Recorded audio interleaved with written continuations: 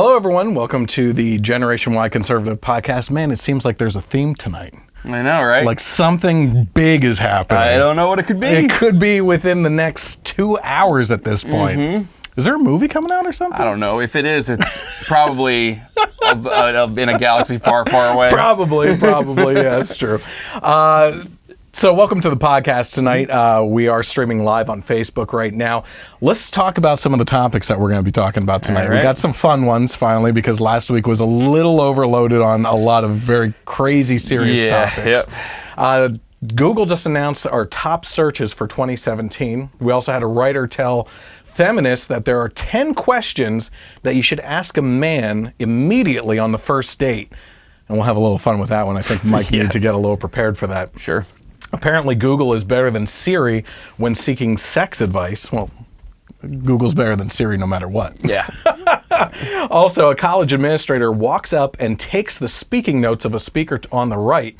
A teacher gets fired for using the wrong gender pronoun. A group of students talk about how devastating the Trump administration is for them. And a kid is bullied at school and ends up in the hearts of people across the nation. A scientist is facing some harsh legal repercussions because he dared to publish data that was counter to the global warming alarmist agenda. Also, our favorite science blog, to make fun of at least, I effing love science, is maybe blinded by their hatred, actually. They apparently can't even comprehend the sentences in their own article before shooting off their opinion about it. We also get to Jimmy Kimmel, who gets annihilated over his monologue where he blasted Republicans over the chip healthcare for kids while using his own son as a political pawn or prop.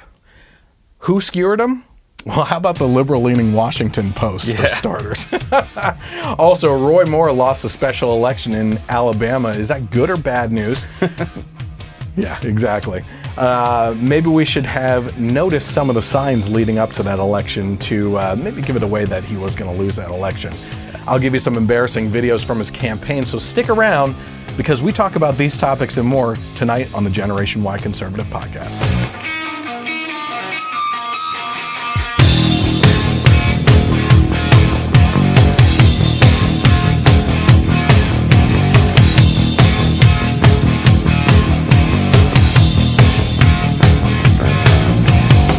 All right, everyone, welcome to the Generation Y Conservative Podcast. I'm glad that you could join us tonight. If you're watching right now, you may be watching on Facebook Live, in which case I encourage you to head over to the Generation Y Conservative fan page and hit the like button.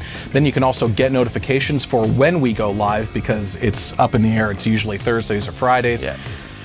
And that time also ranges all the heck over the place. So just get notifications and you'll be notified on your phone even when we go live. Also, one of the other more important ones, head over to the YouTube channel and subscribe to the YouTube channel there and hit the bell to get notifications when we go live with or publish a video. Yep. If you're watching the screen right now, whether it's on YouTube or Facebook Live, you can see at the bottom that there's also a Twitter handle where you can interact with me. That is @GenY Conservative without the E on the end. And if you're interested in just listening to the audio-only version of this podcast while you're at work or anything, you can find me on the iTunes store thanks to courtesy of KLRN Internet Radio, which also airs this podcast on Sundays from 3 to 6 p.m. as well. Yep. Good. Mm-hmm. We actually don't have any charities this month. Is there anything that you want to throw out there? We talked a little bit about juvenile diabetes. Okay. You know, that's always something good that they're always looking for help. I have a family member that dealt with that growing up. So, you know, I'm sure you can do a search and find the resources out there and help out however you can, because that's something that could always use the help in any way. I know they do a walk every year that we would kind of participate in as a family. So it's a good organization to. Before we go any further, obviously my guest co-host tonight is Mike again. Yeah. So there you go. You have Mike's opinion on that. In case you are interested, certainly take a look at and search for juvenile diabetes. So we'll throw that up there for this month. Then maybe we'll kind of rock it around a little bit with this month's podcast and everything, and go back and forth with other ideas on different charities. Yeah, it's a Christmas season. It's time for giving, right? Yep. Do do it. All right. So, as we talked about, it's kind of a big night for movies, right? Because Star Wars: The Last Jedi comes out at midnight tonight. I know that it's going to be packed. I think they were estimating 440 million at the box office this weekend. Be nuts. It's going to be nuts. They're saying that at least the IGN review. Did you read that one? I didn't read it. I just looked at the score. I watched the video. Yeah. Okay, I just looked at the score, and they're saying that this is the best one since Empire Strikes Back. Yep. Yeah. I've only seen good reviews. You know. So I'll leave it at that. I was gonna elaborate, but let's wait till we see it. We kind of got our vintage type T-shirts on here and everything, so we're ready for it. We're in the spirit. In the spirit. It's kind of a holiday before the holiday. Exactly. You know? Yeah. Christmas come early. So let's get into it tonight. What I mentioned before was that Google has announced their top searches for 2017. So in regards to the top searches overall, Hurricane Irma came in at number 1. Okay, which is kind of surprising, I think. Yeah. And to be honest with you, the fact that out of the top 7, Trump didn't even make the top 7. Yeah, that's a little surprising. weird. Yeah, because that's all it's talked about all the time. All the time. So let's go through here. Hurricane Irma, iPhone 8, the iPhone X, Matt Lauer at number 4, Meghan Markle. You know who that is? It sounds familiar, but I don't remember. Is it Prince Harry or the other one? It's the girl that he's marrying. Oh. That's why Harry. I don't know. It has to be Harry, right? Because William is the one that married the other one. The other one. It always amazes me that these people, anybody goes nuts over these royal families. Like they don't. It's a symbolic family. There's nothing there. Yep. It's ridiculous. But apparently she's American, so really? their kid's gonna have American citizenship too. Oh, that's pretty crazy. 13 Reasons Why, which was a Netflix series. Did you happen to watch that? I didn't watch it. No, I heard it was like heavily dealt in suicide, right? Yeah. So got mixed reviews on that actually because of the suicide angle. It apparently inspired suicides or something like that. Yeah, I don't know. That's riding the edge. Not what they're going for, I'm sure. And also Tom Petty, who was one of the celebrities that we had pass away this year. Yep. Let's talk about news searches. Again, Hurricane Irma at the top. Hey, what's that number 2 there, Mike? Bitcoin. Go figure. Did you jump in? I did. Yeah. You know, nothing crazy, just a little bit. If it goes nuts, awesome. If not, no big deal. I will be. I don't think it'll be Bitcoin. I'm gonna see how that ride goes for you. Yeah. I would encourage you to stick with it because I think it's going to have some crazy market fluctuations, but that's just because of the cycle of how everything's going. Yep. But there's a couple other ones, actually, cryptocurrencies overall, as soon as the announcement happened on Sunday that we talked about last week in regards to the corporate interests going into it and everything, that there was going to be a big shift in those currencies, especially on Bitcoin because that was the main topic of it. Yeah. I said that was going to either shoot up really high or drop drastically. I think there may have been a lot of both at the same time. Right. And that's maybe why it stayed in the same range and has been relatively stable for Bitcoin. Yep. Because it was only around Thanksgiving that it was at 7,000. Yep. And it's at almost 17,000. Yeah. Or is it at 17,000? Yeah, right around 17. We just checked it. Yep, right around 17. So that's a huge swing in a short period of time. And for this huge announcement to happen, obviously, it fluctuated, certainly, but not as much as maybe anticipated in either direction. Also, after Bitcoin, obviously a Las Vegas shooting. We mentioned last week. Still no details on this Las Vegas shooting. Like, what the heck is going on? I actually just saw like a day or two ago, they were bringing it up on, I think it was Fox or something. Yeah. You know, like new details or what's going on or why is anything going on? No, I still haven't heard anything. But it's not forgotten, it seems like, at least on Fox. It's not forgotten. Right. Exactly. Yep. North Korea, obviously, was another top news story, came in at number 4 for the year. Little Rocket Man. I mean, North Korea is still kind of an ongoing huge thing right now, right? You have Kim Jong-un who just dispatched basically, we know now that he has IBCM, I believe it is. Intercontinental ballistic missile. ICBM. Yeah. ICBM. Okay. Yep. That are able to reach any part of the United States. Yeah, that's scary. What's in the news about it? Yeah. Not much. No. Yeah, not much is going on there. Yeah. The solar eclipse obviously happened earlier this year. Hurricane Harvey was another one that was huge, that hit the Houston area of Texas and just devastated that. Actually, and I think I mentioned this before, but my aunt and uncle were involved. But they flew in the first 2 days back to their house, which is in Sugar Land area, which is just outside in the suburbs of Houston. And they were stuck at the airport for at least 2 days. And they went to every exit of the airport with their truck, and it was 8 feet of water that they came to. Geez. So they were stuck there overnight and made the local news. That was kind of cool. Yeah. At number 7 is Manchester, which was another incident as well. Yep. No surprise here when we talk about movies, the top searched movies on Google for 2017. Let's go backwards in this one. 7 was, it looks like an Indian movie. Kind of one of those Bolly movies or something like that. Bollywood. Bollywood, yeah. Bahubal 2, the conclusion. Bahubali. Yeah. The number 6 one was The Fate of the Furious, which was a Fast and Furious franchise. Yep. Again, this is kind of like, there's a couple franchises out there like this. I said Jurassic Park. Like, I don't care how many Jurassic Park movies you make, how many Fast and Furious movies you make. I don't care how outrageous they get. Fast and Furious can go to space. I am going to be at that theater watching it. Fast and Furious for me, though, I loved the first one, and then like 2, 3, 4, and then when 5 came out, when Fast 5 came out, that's when I started liking them again. Ramped it pretty much when The again. Rock got in there. Yeah, and him and Jason Statham are having their own offshoot, which apparently caused a big issue between The Rock and Tyson. No. Diesel. Vin Diesel. No, The Rock. Well, yeah, they had a thing, but it kind of like ended quickly. But is it Tyson Beckford? Is he the other guy? No. Ty Gibson. No, I don't know. But they had a huge fight where they were like on Twitter publicly, like going back, making fun of each other's music and stuff like that. Justice League came in at number 5. I still have not seen Justice League. You gave it a pretty decent score for it. Number 4 was actually, I think, one of the best superhero movies, which was Logan. They, just at the end of. Not Tyson Beckford. Thankfully, that screen is not showing on the live broadcast. Not Tyson Beckford. Now. Yeah, don't look that up. Forget the guy's name. No. But the other guy from the Fast and Furious. Just forget about it. Jeez. Logan was. It was right at the end of, obviously. Well, it was the last one that Hugh Jackman did, and he's Old Man Logan, and they finally had permission to go ahead and do a rated R movie, which probably should have been done the whole time for Wolverine.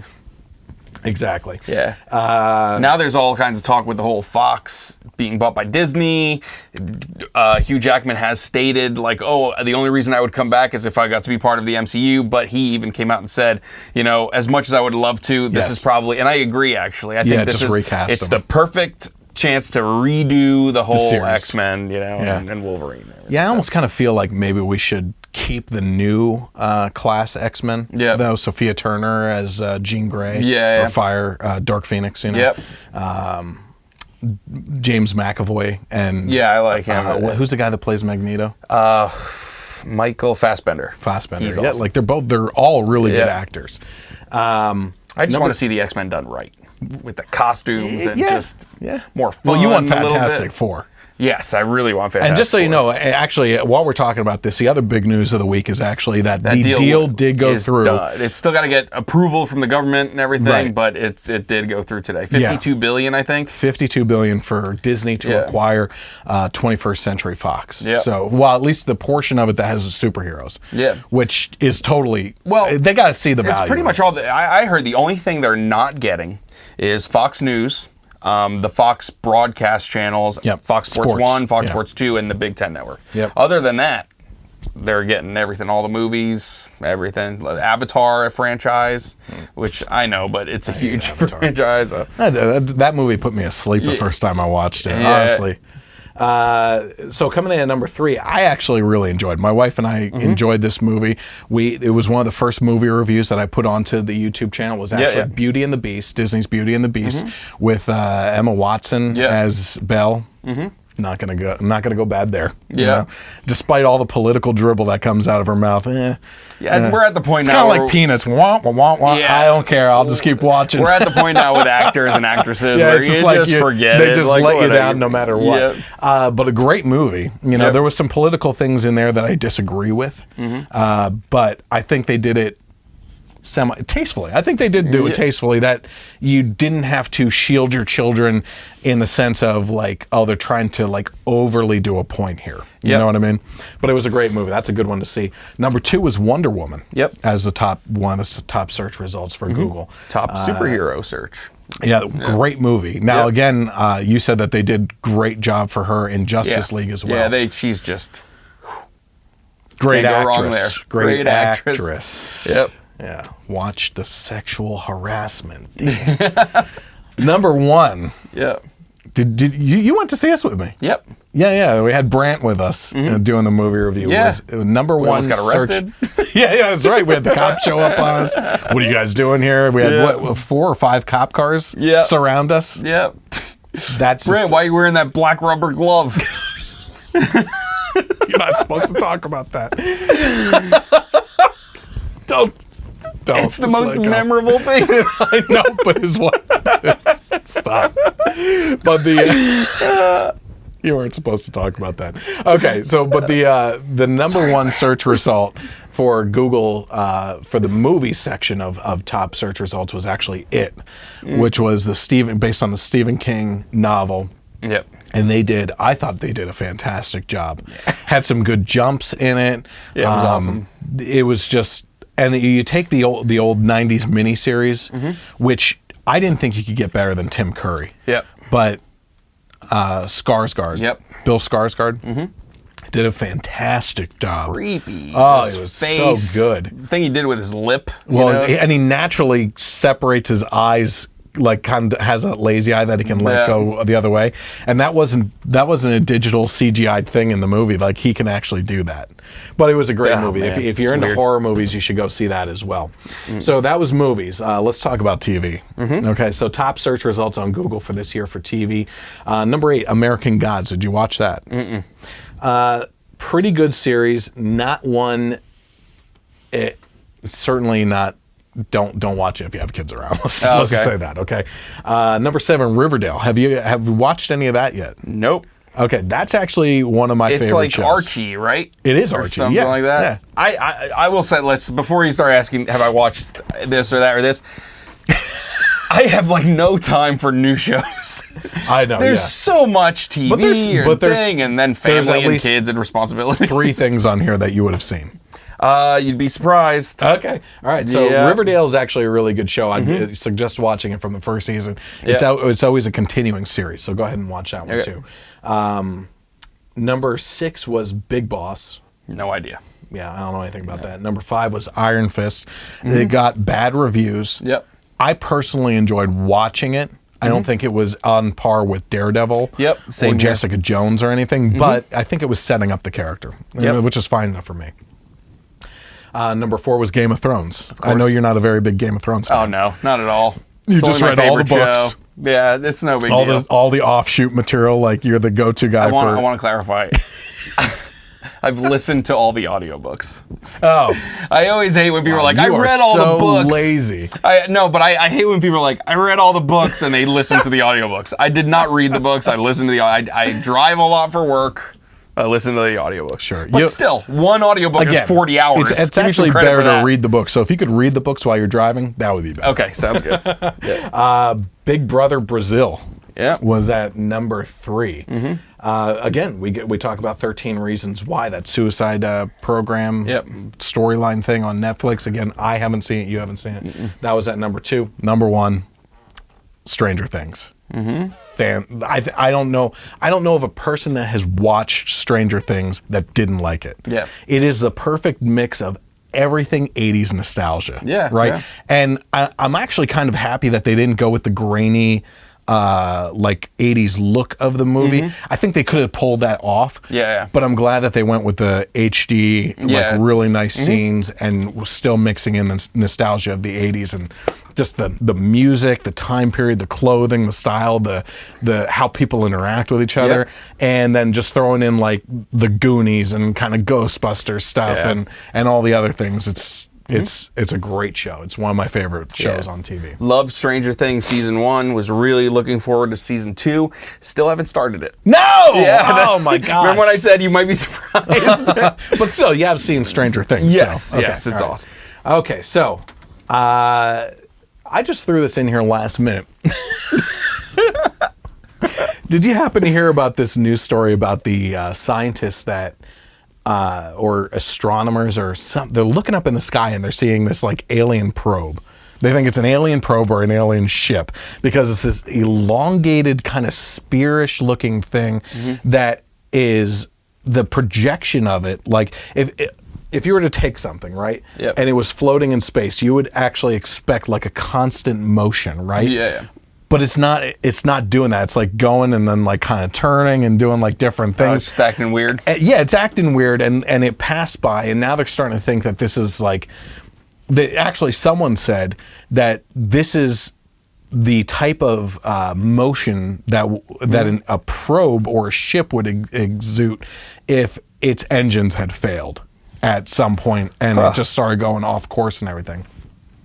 And I thought it was kind of funny that was passing by Earth because, well, what a time.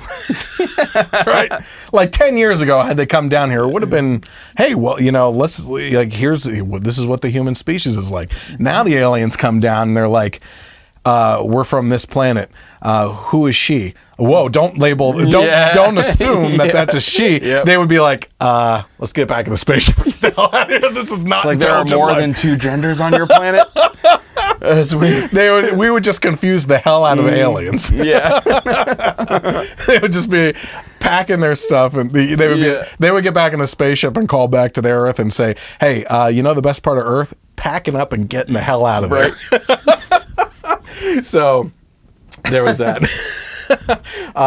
So let's go to, okay, this is actually going to be a fun one. I kind of We have Game of Thrones though, aliens. Yeah. Come on. Get the dragons in there. So a writer just presented an article that gives 10 questions that feminists should ask men on a first date. This is going to be good, I'm sure. Yeah. I have a little fun way that we can do this tonight to present this, okay? Okay. So in an effort to help maintain the purity of intersectional feminists, author Laura Witt put together a list of 10 questions that feminists should ask on a first date.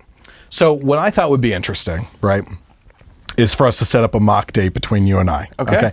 And to be fair, I'll act as the female or the feminist. I don't have to change the tone of my voice because, let's be honest, it plays perfectly into feminist, sure. You know, feminazis. So I'm going to be interviewing you as my date, okay? So let's get into it with a little dating game. Ready? Okay.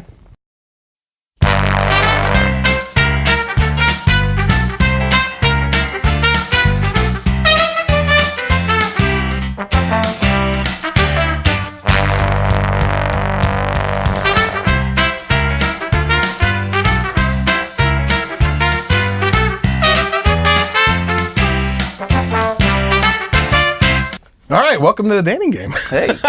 So let's go over some of the questions here that I should be asking you, Mike. Okay. Welcome to the date. All right. What's your favorite restaurant? Favorite restaurant? This is not one of the questions, by the way. You're off to a horrible start. It's better than the questions that are. Let's say Olive Garden. Wow. You're spot on. Maybe we're more of a match for each other than I thought. You can't beat those breadsticks. Holy crap. Oh my gosh. Okay. All right. So let's. Is that not the best salad dressing you could possibly get with the shredded cheese? I mean, come on. Oh my gosh. Okay. So here's where we sit down. We get our unlimited breadsticks. Yeah, of course. Salad of, you know. Okay. So first things first. Your name's Mike. We got that out of the way. Let's just start with the questions, Let's because do it. obviously this date is not going to go any further If I don't answer these correctly. That's Okay. right.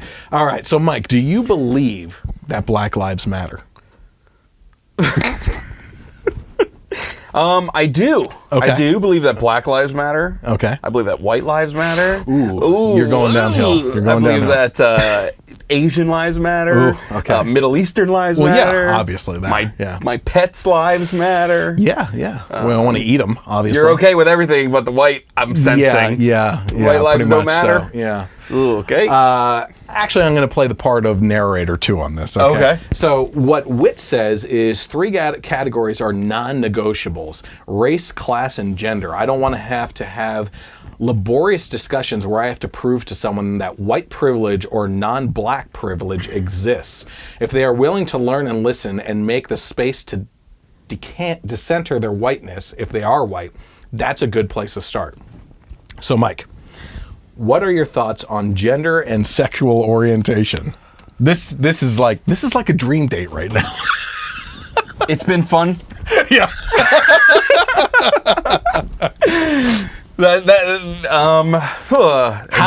First of all, how do you sit through this? Like, if the first question out of her mouth is, "Do you believe that Black Lives Matter?" I'm going, is this the? Do I really want to tread this path? Yeah. Because if it's off to this kind of start, now it's just going to be treading on eggshells the whole time. So, the question is, what are your thoughts on gender and sexual orientation? Good. Thank God you're married. Yeah. People have the right to be what they want to be. They can do what they want to do. Yeah. But don't force me to fall in line with whatever wackiness.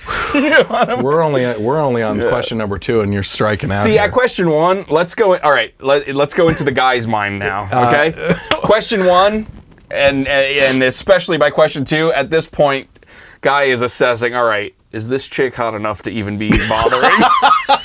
To even bother with continuing whatsoever. Like, at what point do you just go, you know what? Not worth it. If she's hot, some guys are going, okay, let's turn off the soul here. This is a soul crushing moment. I'm just gonna go. I'm just gonna tread. Okay, so here's her answer. I wouldn't want to be with anyone who is queer-phobic, Witt declares, adding that she can't imagine being with someone who is transphobic. As a feminist and woman of color, it would be a betrayal of what I stand for. Ignoring trans misogyny would be to deny one of the biggest, most despicable problems that we face. Mike, we're continuing with the date. I'm giving you some shots here. We're only on question 3 and you're striking out. Thank God this isn't baseball. All right. So how do you work to dismantle sexism and misogyny in your life? Look at me when I'm talking to you. My eyes are up here, Mike. Oh man, so many things are going through in my mind, but I'm like, man, I already screwed up with the black glove. I don't know what I should say. God, how do I work to dismantle sexism and misogyny? Yeah, answering a question with the question is not the right answer. That's a good question, Chris. Yeah. Go make me a sandwich. Oh. And I'll think it over. You don't have anything to say? No, I mean, I don't. Okay. All right. Well, here's how Witt would say, what she would say about that. Beyond Misogyny 101, does the person you are with understand rape culture, systemic sexism, and misogyny? Are they willing to learn if they don't? Misogyny is more than the pay gap. Walk away from anyone who believes that boys will be boys and that women are supposed to be mothers because we're nothing but ambulatory incubators. Yeah, only if you're cooking in the kitchen barefoot, obviously. God. All right, Mike. I'll give you a pass since you didn't answer that. We're only on question number 4 of 8. We're only halfway through this. You're 2 strikes at this point, okay? What are your thoughts on sex work? Oh, okay. Okay, first of all, do you know what sex work is? Sex work. I mean, I'm thinking strippers and hookers. Prostitutes, yeah. Yeah. Prostitution, which is legal in Nevada. Yeah. Is it legal in any other states? I don't think so. It's obviously a woman that's in control of her body and wants to do something with it for money. Yep. It's the oldest profession. See, it is the oldest profession. Yeah. So what are your thoughts on it? It is what it is. You're not going to Listen, I'm giving you lifelines. Number one was backing out of the question completely. You already did that. You can phone a friend. I would not suggest your sick wife right now. Okay? Yeah, right. And, well, poll the audience. Come on, on, do we got any commenters in here? Yeah, well, any commenters? There you go. If anybody wants to comment what Mike should say to What this. should I say to this? What are your thoughts on? Okay, so he's going to use that lifeline. So we'll come back to work. that if anybody comments there. So we'll go to the next one. Are you a supporter of the BDS movement, which is boycott, divestment, and sanctions against Israel in relation to its conflict with Palestinians? Any thoughts on that? Are you a supporter of that? Me? As a feminist? Yes, as a feminazi. Obviously, Israel is to blame for everything. Okay, then the opposite of what you think. Good answer. Good answer if I was not playing the feminist. Yeah. So what she has to say is, her perspective echoes many who side with BDS. Being pro-Palestine is not the same as being anti-Semitic. I shouldn't even have to express that, but being pro-Palestine and BDS is a necessary part of intersectionality. So, going on to number 6, what is your understanding of settler colonialism and indigenous rights? I mean... They were all killing each other anyways way before we got here. Oh my gosh. No, is that your final answer? They weren't? Wait, they weren't? Can you say they weren't, factually? The tension at Olive Garden. There wouldn't be this much tension at Olive Garden if The Sopranos was there. Tony Soprano and his people.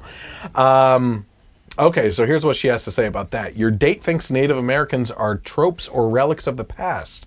No thanks. A key part of intersectionality is having a complete understanding of how historical and current policies endanger the lives of millions of people simply because of white supremacy and the colonialist entitlement to finite resources and land. That's deep. Yeah. Big words. Feminists with big words. Thank God I got 2 closed-ended questions here at the end. Okay. You can just slap a couple of no's at you. No one All right, Mike. Does anybody, no one has anything, they're not throwing a lifeline at you. They're not throwing your Everyone else is preserver pleading right the now. fifth as well. Well, let's go back to that one before we get to the end there. What was it? Thoughts on sex work? Is that where we were at? Mm-hmm. Okay. So here's what the author has to say about that. The author admits that readers may scratch their head at this one, but much like racism and misogyny, being pro-sex worker is a necessary pillar of dismantling the patriarchy. In fact, she wants members of her tribe to pass the mic to sex workers because they know their experiences better than anyone who has ever engaged in sex work and understand the labor of sex workers of color, especially trans women of color who engage in sex work. Which is a big surprise when you pay for that one. Yes. I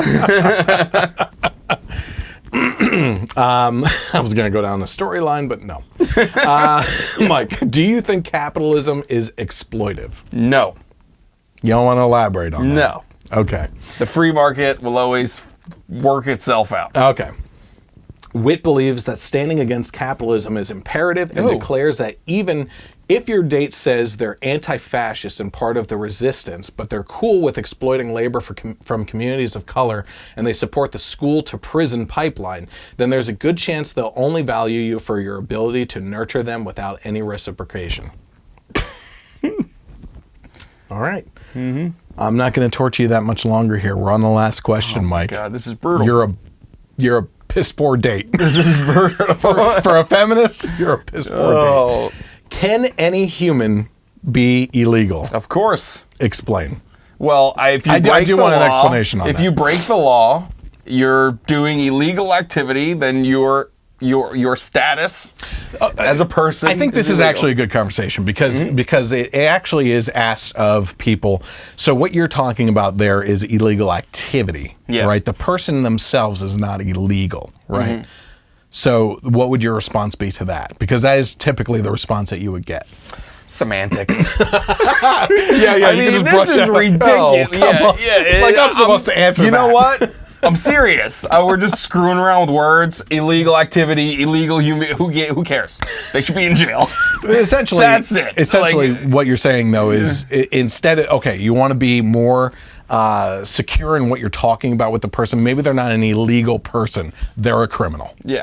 They're a criminal, right? So someone who is here illegally has committed a crime, and therefore they are a criminal. Yes. It's plain and simple. So here's what she says. It's mind-boggling that borders are even a thing. So to call people aliens or illegal immigrants is so inhumane and despicable. Witt adds that white Americans stole this land, colonized this land, created so many borders, pushed out, killed, and enslaved people of color, and somehow they have this audacity to claim that this land is theirs and that black and brown immigrants are stealing their jobs, land, and homes. Miss me with that BS. I'll just see. Miss me with that BS. Well, I want to miss her entirely. I want to go. I kind of want to go back and unravel some of these things. Okay. So if we should start from the top there, I completely agree with you. There are two more. What are you talking about? 8. There's 10. Oh yeah, sorry. God. Yeah, that was on the next page. I'm sorry about that. So, do you support Muslim Americans and non-Muslim people from Islamic countries? Sure, if they're not terrorists. You believe that there's terrorism? Yes, there is. But you don't believe that all terrorists are Muslim, do you? No, I don't believe. Oh, no, well, I don't. Wow, I play a feminist pretty good. God. Not all Muslims are terrorists. I won't even say all terrorists are Muslims. Most.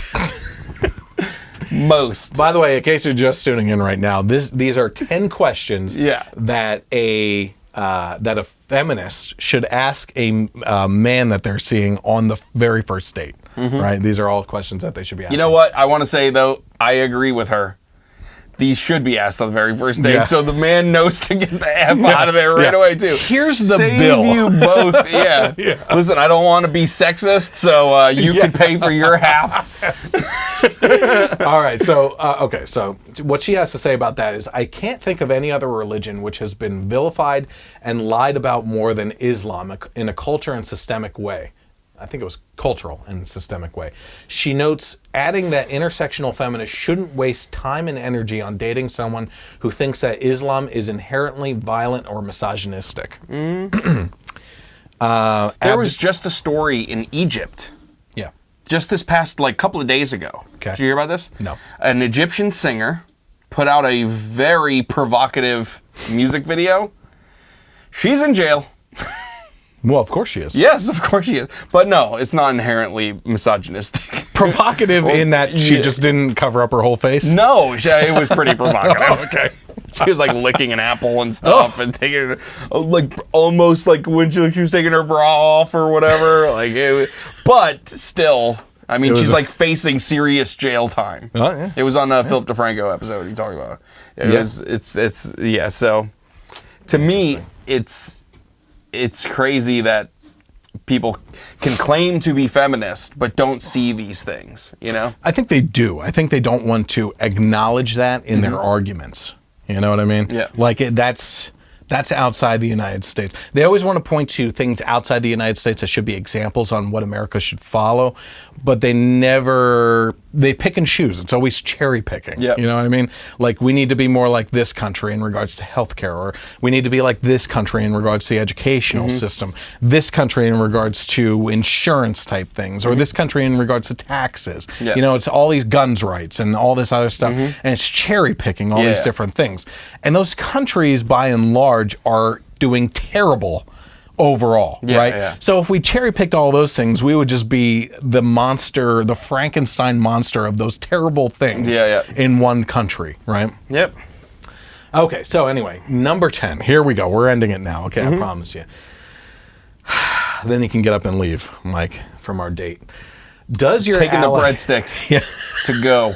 in my little foil bag to throw in the oven later. Yeah. Does your allyship include disabled folks? I don't even know what that means. Okay, so she notes that disabled people are subject to shaming and violence because humans are awful and lack empathy. So allyship, I think we went over this in one of the last two. Remember the eye chart? LLLGBBBTQQ. Yeah, right. IPX 3000.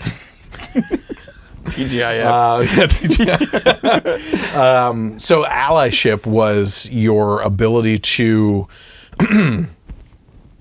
it was identifying with in the capacity of being I want to say being an ally, but that's kind of skirting the issue and going right to it. Being a partner with someone that's identifying as something else and locking arms with them, lockstep, to support them, I guess, in a sense, right? Being an ally. I mean, it's just the way you have to describe it. Yeah. So, does your allyship include disabled folks? Sure. Yeah. Yeah. You know what I find fascinating about this is there is a huge push over the last year. Was it Iceland? Yes. That was pushing for like 100% abortions on babies with Down syndrome, yeah. Right? Bragging about how they've cured Down syndrome by basically just aborting any baby. Aborting anyone that has could Down possibly. syndrome. Yeah. Could possibly because have it. There are plenty of cases where there has been people that got those tests and it came back positive and the baby was born without Down syndrome. Yep. So those tests are false sometimes, right? But their claim to like a victory was essentially aborting people with babies with Down syndrome, right? Yep. So how would this feminist? I would love to see how this feminist would respond to that, right? Because that is considered, I would think, would fall under disability. I'm actually of some shocked sort. that abortion didn't come up in one of these questions. Yeah, no kidding. Yeah, of all the top things. Yeah, because it's a women's issue, essentially. So, yeah, I kind of feel like conservatives overall would be more allies for the disabled than the left. I really do, because I feel like they kind of get brushed off to the side, or in the case of abortion, like, look, Margaret Sanger. I'm sorry, we're going to dig into the past here. Yep. Margaret Sanger, who started up Planned Parenthood, wanted to cleanse communities of the blacks, of the disabled, and the feeble-minded. Yep. Or disabled and feeble-minded, right? So she just wanted to wipe all those people out. She was actually for a type of Aryan race type mentality, and worked with the Nazis essentially when she got kicked out of the United States. Before she came back, she worked with the Germans on this stuff. Yep. That's where a lot of their policies came from, some American policies and her ideas. Yeah, it's crazy. And of course, really we're not allowed to bring that up with the left in regards to past history of Planned Parenthood, because those original centers were set up in urban areas to rid the black community of black citizens. So, but God forbid we actually talk about that kind of. No. So, okay. They don't want to punch themselves when they say punch a Nazi. So let's go back and unwrap this a little bit. So I kind of, I agree with you here. Yeah, I'm sorry. Our date's over. You suck. You suck. No, you suck. Deep down, you know you suck. In your soul. You don't have a soul. Yeah, exactly. For the feminists. Right. I am removing my feminist facade now. All right, so going back to we should have planned that better. We should have like a blue wig, spike one. Yeah. Well, like okay. Tank top, armpit hair. Yeah. I don't need like little glue-ons for that either. So leave the beard. Yeah. I can't get rid of this now. So the first question was, do you believe that Black Lives Matter? You know, one of the biggest issues, obviously, over the past couple of years with the whole Black Lives Matter movement is the counter-protest in which people are going out there saying that all lives matter, right? Yep. And the Black Lives Matter movement feels that this is detracting the attention from the Black Lives Matter movement and kind of redistributing that attention into and encompassing all type thing, which I understand their point. Okay, I'm not arguing against their point. The core belief system of Black Lives Matter, I can actually get behind. Okay, the police brutality, the incarceration rates, and everything, which actually goes back heavily to the Clinton era, and can be pinpointed directly on him, as well as some on, I believe, Bush and Reagan as well. But Clinton really took off with it, and you know, Matt, who is probably watching right now, can attest to the documentary 13. Or the 12th or 13th or something like that. It's a documentary on Netflix you should check out. It's actually really good. But yeah, what I find fascinating about that is, while I agree with the core of it, it's the encircling circus that comes with it, right? Of all these people that use that, and they're not the only group. Let me just put it that way. There's the core set of the Tea Party, right? Yep. And then there's the idiots that go along with that are like Confederate flag toting, racist idiots that go along with that. So every little subset has their morons, right? Yeah. But in regards to Black Lives Matter, what you actually have happening is that there's these clowns around that use this as an excuse to riot and loot and cause violence. You know, I believe that there's offshoots of this in regards to the Antifa movement and everything. They're covering themselves up and masking themselves off, which is obviously because they know that they're doing something that's illegal. And they're trying to hide their identity, right? So nothing that they're doing is, in regards to that kind of stuff, is productive at all, right? It's actually very counterproductive. And I know that there's plenty of people within the Black Lives Matter movement that have, you know, distanced themselves from those people. Was there a comment there? No, it was something else. Okay. So that's one thing. What I find fascinating about Black Lives Matter, though, in regards to this question specifically from the feminists, do you believe that Black Lives Matter? Your answer being that all lives matter, in essence, right? You said white, Asian, brown, whatever, like all that kind of stuff. What I find fascinating about that is, in essence, the liberal mentality of when it comes to people, okay, as a whole, is collectivism, right? And not focusing in on individuals. But that's exactly what they're doing here. It's an individual mentality on the Black Lives Matter, not the collectiveness of all lives matter. So that's number one there. Do you have any thoughts on that? No, I agree. I mean, that's I understand. Like you were saying, I understand how they can kind of see how, like, oh, by saying all lives matter, you're just kind of trying to undermine our movement. You know, making it seem like you're more morally, you know, higher than us. But it doesn't change, like, the fact that all lives matter, you know? Like, it's, you know, so. Yeah, I have my vision of a perfect candidate out there that doesn't fit into the left or the right. You know, it's gotten to that point where it's so ridiculous. So number two, the question was, what are your thoughts on gender and sexual orientation? I think you kind of hit it on the head, and you were kind of joking in the end about it and everything, but your thoughts on it are basically my thoughts. And I've had my battles, even in the public arena, on some of these issues, and I'm not going to lie about that, right? But in the end, my position is I have plenty of friends that fall into these spectrums, you know what I mean? Continue staying friends with them. They know my positions very heavily and are still friends with me because there's rational civil discussions that can happen, believe it or not. You know, they would have you believe otherwise. But there is a possibility of friendship there, right? And, you know, we bring up my one friend constantly who's very leftist, right? And I was just thinking, he was posting some videos this week, and I said to my wife, I was like, thank God I love this guy as a brother, because I don't know how we would survive around each other, you know? But what it comes down to is thoughts on gender and sexual orientation. I don't care what you do. I don't care how you identify. I don't care who you sleep with.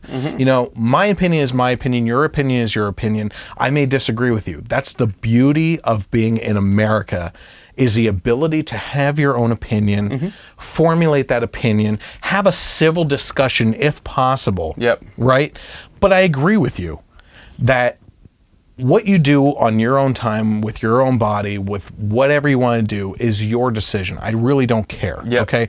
I think that the government should basically keep their nose out of everything that happens on that, as long as you're not interfering on someone else's life or infringing on someone else's rights, infringing on someone else's privacy, right? Or infringing on the right to consciousness, right? Which is what we are seeing with the Kate case in front of the Supreme Court.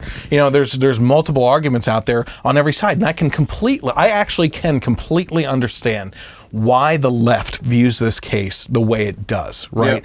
They view it as that these bakers, okay, if you're looking at bakers specifically, obviously the wedding industry is full of photographers, videographers, cake bakers, the vendors, any other type of thing. But the left is seeing it as that the the vendors themselves are being hateful towards the individuals and their lifestyle, right? And that they're not showing love, right? Especially if you claim to be a Christian, how can you not show love to these individuals, right? But from the Christian perspective, what's actually happening there is that they are showing love. It may not be to those people, because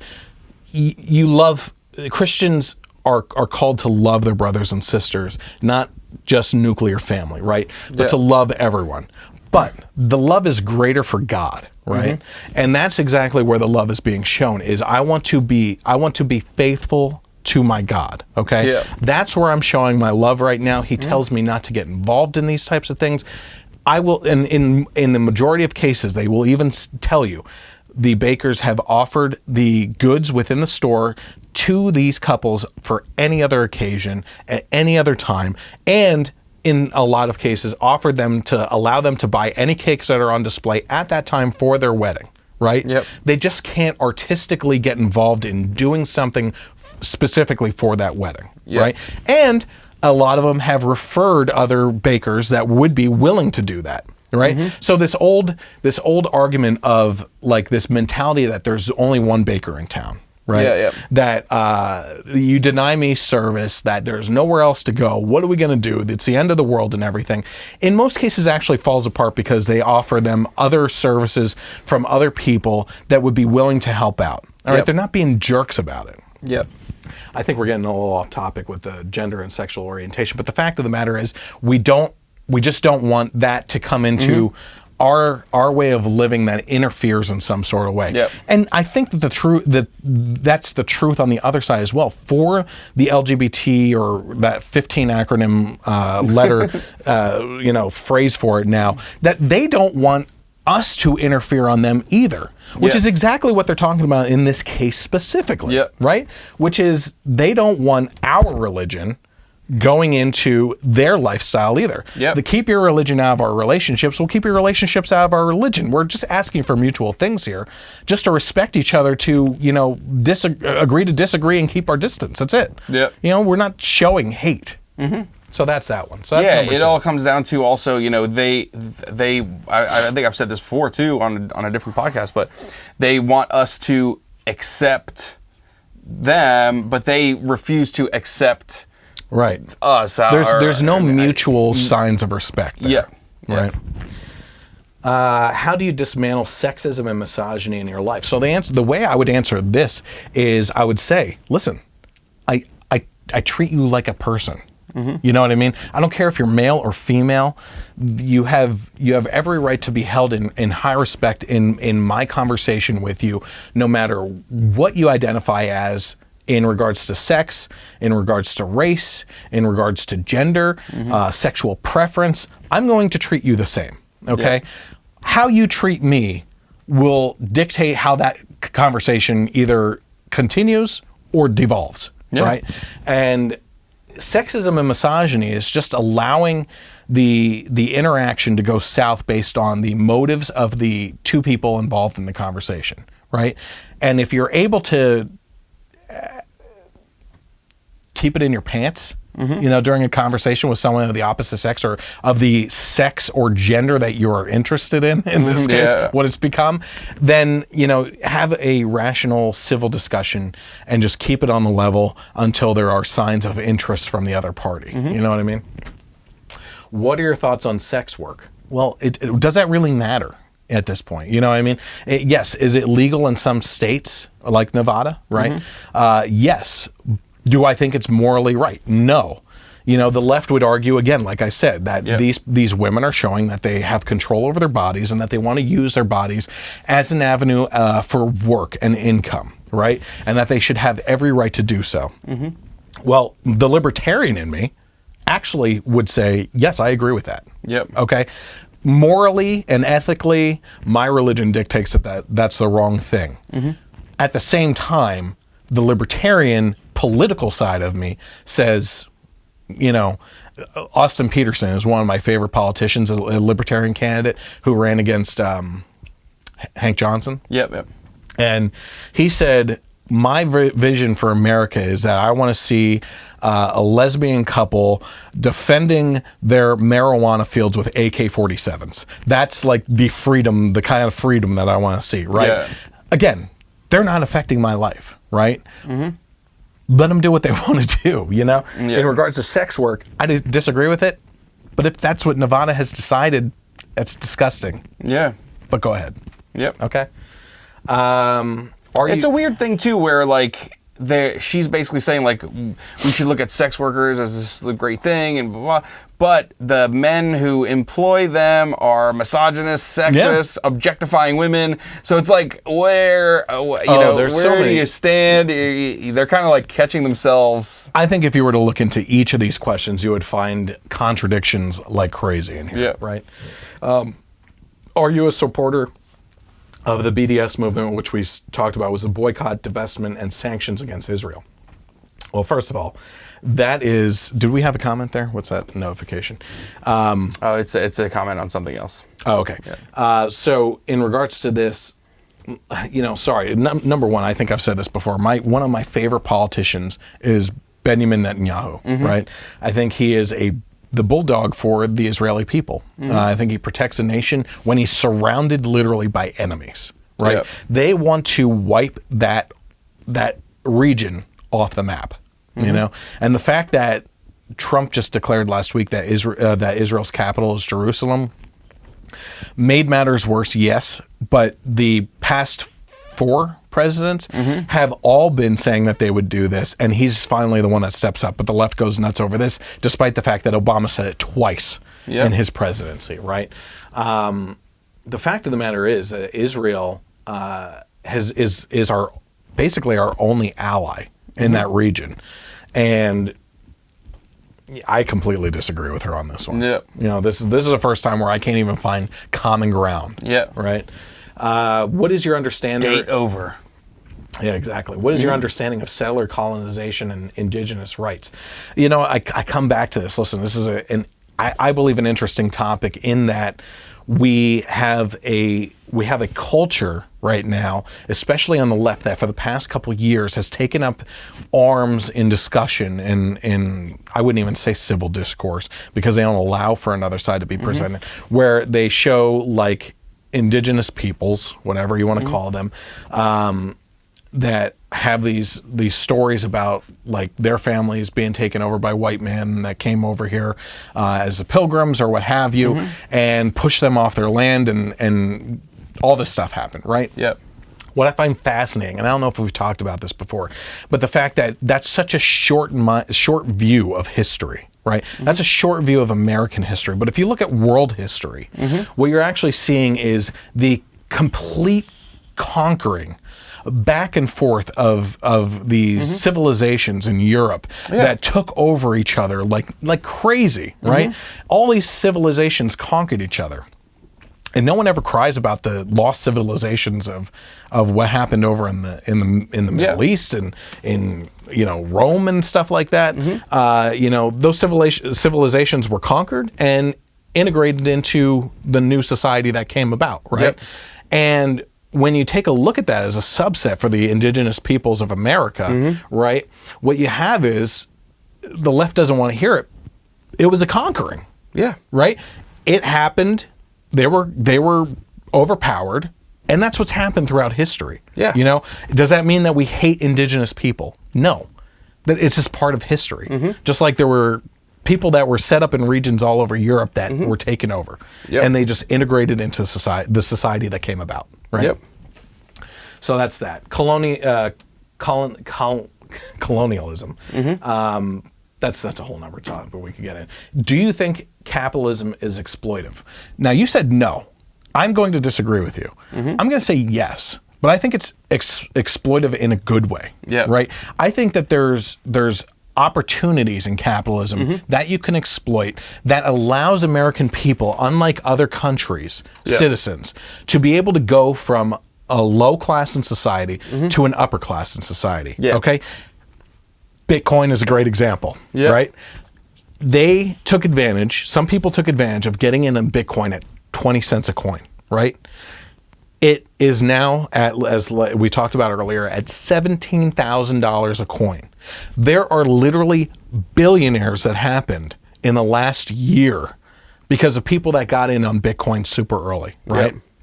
Did they really work hard for it? No. They took advantage or exploited an opportunity to get in on an investment at an early stage and without much work, right? Now, money, one of my favorite parts of Atlas Shrugged is the speech by Henry Reardon where he says, money is not the root of all evil.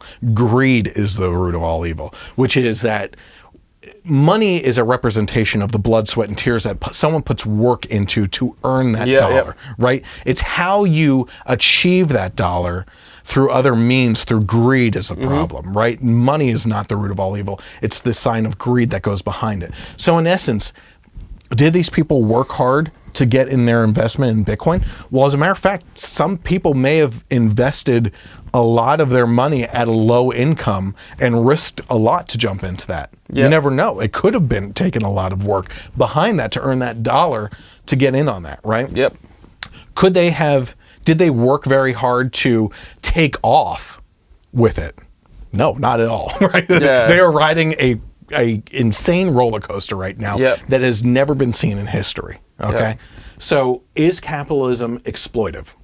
Yes. But sometimes it's a good thing. They just fail to realize that there's good points to that type of thing. Because in socialist countries, it's exploitive on the end of the government, right? Where the government is exploiting the people and people have to stand in lines for the same type of food. You don't get much of a choice. Okay. Yeah, I guess when that question was posed to me by a blue-haired maniac, I was thinking of the villainization of capitalism by the left, you know? And you never know. I think she may have been viewing it that way as well. Who knows? This is an intersectional feminist that we're talking about here. There's a safe bet. Can a human be illegal? I kind of talked about that with you at that point in time. Do you support Muslim Americans and non-Muslim people from Islamic countries? Now, one of the things that you said was, as long as they're not terrorists. I actually kind of agree with you there. But along those same lines, what I would also add into that is, if you're talking about them coming into America, I support our immigration system, right? Where there's a lack of discussion and civil discourse right now is that the left is saying that we don't need stricter immigration laws, and they're right, but they're also wrong in the sense that they don't want immigration. The one thing that she said here is, I can't, where is it? It's in she's like, she can't even believe that there are borders. That's exactly where I wanted to go. It was a different one. The definition is of a country or a state or a city is defined by the citizens within it and at least an arbitrary line of division between that and some other place, right? It's the people within that make it up. If you had free, open borders, there would be no way that you could control an economy. Okay, you wouldn't be able to support the tax system. Okay, so if they're all for taxes and taxing the hell out of people, which is the only solution from the Democratic Party, how do we do this? You tax it. How do you do this? You tax it. How do you do this? Well, you got to tax the rich. You know, that's the only solutions that come out of the Democratic Party. If those solutions are taxes. Well, when you open up a free border on a country, you actually don't have the ability to rein in taxes on people because people come and go. Yep. Right? So there's no way. So that's another contradiction right there in regards to how that could even work. You know, you got to put all these puzzle pieces together when you're actually thinking about things. Yeah. But that takes thinking. Yeah. So pretty much. So in regards to immigration, okay, we go back to the left. They support no borders, which is wrong. They support no new immigration policies.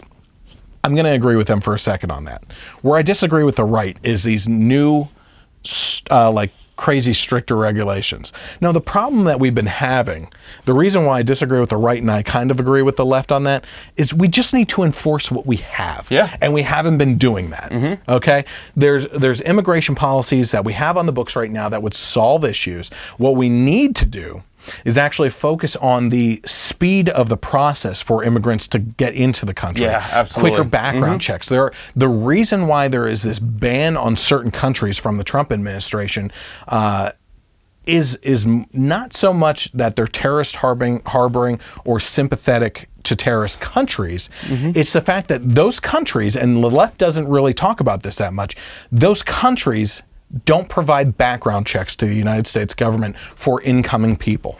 They refuse to allow the background of those individuals that are coming into our country to be released to us for us to do a background check. That makes things obviously extremely hard to see what's going on with that individual, who's coming into our country. I think that we have the right to understand that and know that. Okay? Does your allyship include disabled folks? I think we talked about that too, obviously, at length. I think that the right does a far better job of that than the left does, because as far as the left is concerned, if there's any sign of disability in the womb, you might as well just kill it. Yep. That's the way they feel. That was actually more of a interesting discussion than I thought it would be. I mean, I think that if said feminist was on a date with you, they're going into it probably thinking like, okay, either I'm going to know right away, this is done, or good to go. But this is like a big conversation. Yeah, it was a big conversation. So the Daily Mail said that you shouldn't ask Siri for sex advice. A study finds that traditional Google searches are better than digital assistants when asking intimate questions. Let me ask you something, Mike. Yep. How often do you go to Google for your for your sex advice? More than You know what a good, never mind. Stay away from Google Images. Let's just put that way. It says with 41% of the internet users admitting to looking online for health-related questions, it's important that they find quality content. But a new study suggests that smart assistants aren't quite as good as Google searches at providing quality advice when it comes to sexual health. Researchers from the University of Otago asked Apple's Siri and Google Assistant to answer questions and perform tasks. This team selected 50 questions to test the software and then compared their answers with a laptop-based Google search. Questions were based on information from the NHS Healthy Choices site and recent sex-related news, or were designed to test functionality, for example, locating services or finding images and videos on how to have sex. Oh boy. I'm looking back on my teenage years. No. I love your face. No. How to have sex. Results showed that a laptop-based Google search performed much better than the two digital assistants, providing 72% of the best responses for sexual health questions. Google Assistant performed better than Siri, with 50% of best responses versus 32% for Siri. Google searches also had the lowest failure rate, providing no useful response for 8% of the questions, compared with 12% of Google Assistant and 36% for Siri. Google and Google Assistant were better than Siri at finding pictures on how to have sex, with Siri failing to find any videos of people having sex on the internet. Let's be honest, though. It's pretty hard to find sex videos on the internet. Oh my God, that's the worst place to look. Yeah. Siri's response to "Tell me about menopause" was to suggest the show Menopause the Musical on Wikipedia, while the Smart Assistant interpreted STI as a stock market code. Siri was best at locating some nearby services, such as the nearest place to buy condoms or obtain emergency contraception. By the way, I have to say this too. Some of the funniest posts online are like the Yahoo questions. You ever look at those? There's a guy, Santiago. I forget his name. He's a comedian in New York City. He's got a thick accent, and he puts out some of the best videos.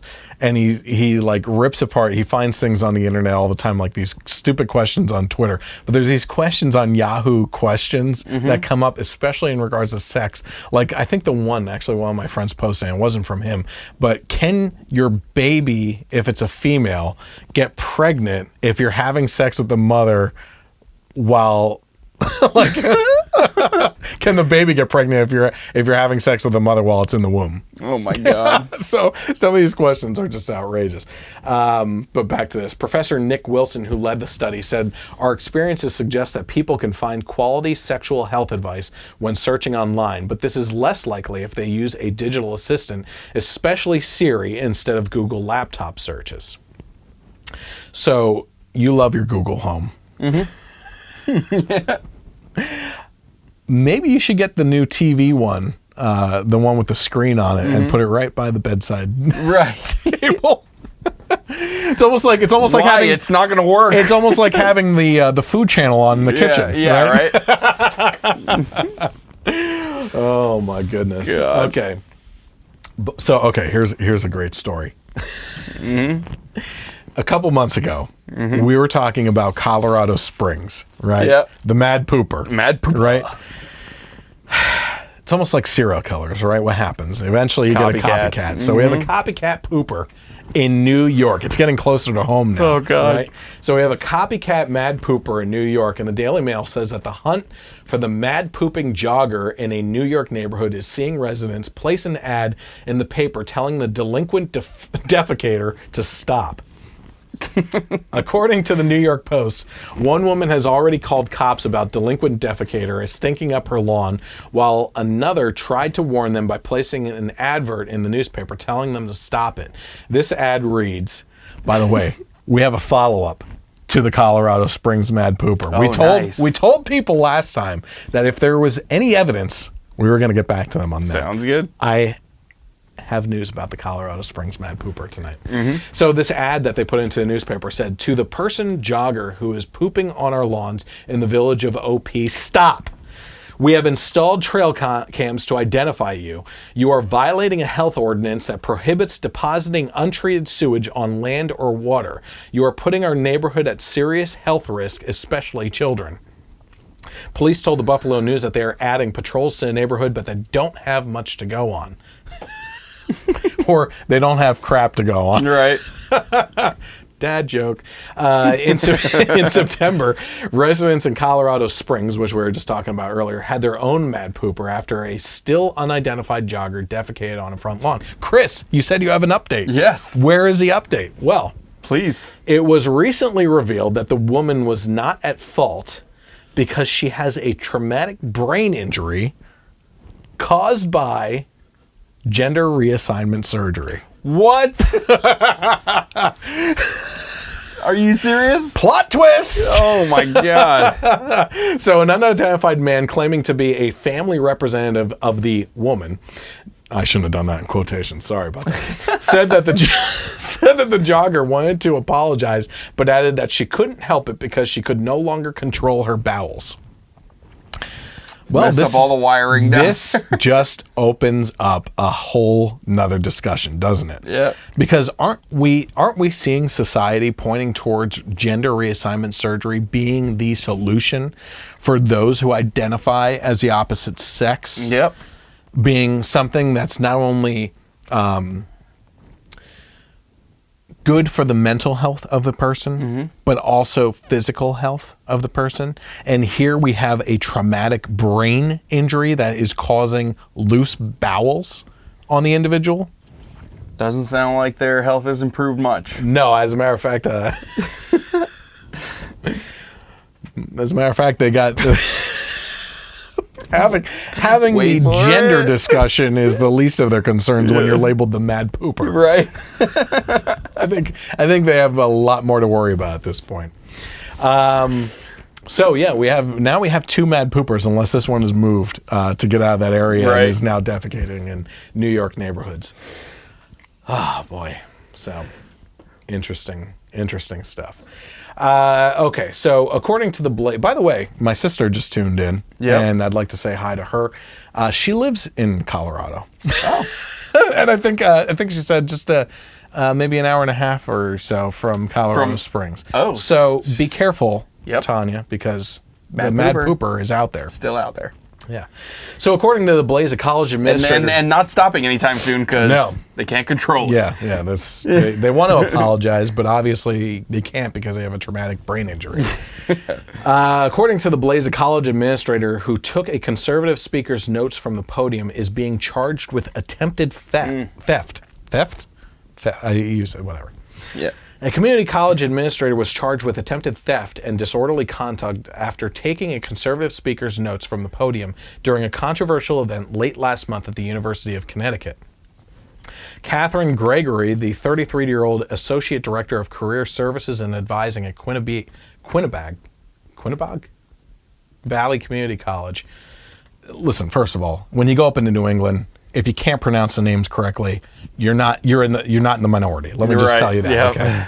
Not that being out in my area either. Mm-hmm. All right, when you're in Dutchland, is any easier either. I'm just going to throw that out there. She turned herself in on Sunday after learning police had a warrant charging her with attempted 6th-degree larceny and disorderly conduct. The arrest warrant affidavit says that Gregory approached the podium where Lucien Wintrich was speaking on November 28th and held what appeared to be paper or papers taken from the lectern. She turned, folded the paper or papers, and walked up the aisle toward the crowd. Wintrich, a White House correspondent for the Gateway Pundit, followed Gregory up the aisle, grabbed her with his right arm over her right shoulder, and got the papers back after a scuffle that lasted several seconds. Video actually captured the entire incident at the speech titled, "It's Okay to be White." Okay? Yep. So let's break this down for a second here, okay? I'm not going to side here. Did my sister say something there? She said your sister is listening. Raffle. Raffle. Yeah. I know what it means. Let's. So if we're breaking this down here, it's okay to be white. Uh-huh. Okay? This is not the first time that title has shown up in somewhere. Okay, yep. I've seen like college campuses having flyers that were just posted around all over the place. And I think it's obviously a response from what we were talking about earlier, the Black Lives Matter movement, right? Yep. Because there's misinterpretation and taking off in different directions of all these different things. Mm-hmm. Okay, it's a battle. I am going to say, you are trying to spit in people's faces. Yeah, you're asking for trouble. Yeah. Right off the bat. Yeah. But that kind of conversation leads right into the fact that we have the First Amendment in this country, okay? I would love to punch a Nazi in the face just as much as the Antifa movement. Yep. I would love to punch an Antifa member in the face just as much as a Nazi. Yeah. Okay? Because they're actually stand for the same thing, opposite sides of the coin, right? Yep. You can't fight fascism with fascism. Mm-hmm. Okay. That being said, we have a freedom of speech in this country as long as that speech is not literally hurting someone. Mm-hmm. Words can't do that, okay? Which is why I love Steven Crowder's Change My Mind on Hate Speech. No matter who is standing in front of you, if it's a lecture or if it's a presentation, they have the freedom of speech to be able to say whatever they want. Yep. You have the freedom to get your butt up and walk right out of there and not listen to it, okay? You have the right to sit there and listen to it. What you do not have the right to do is squash someone else's free speech, okay? Which is exactly what this woman was trying to do. Yep. And they even said in the article, it's the equivalent of walking up to the podium and disconnecting the mic. Yeah. Okay, just because you disagree with them. Disagreements happen. People have different opinions. Again, the speech that you should protect the most in this country is the speech that you disagree with. Yeah. right? It's the sharing of ideas. I've said multiple times before, I served on a school board, right?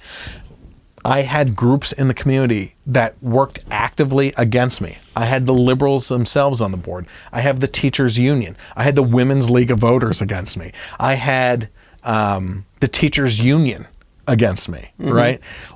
All these groups were against me, and yet they were against me because I had my Generation Y conservative stuff. At that time, it was a blog, right? Yeah.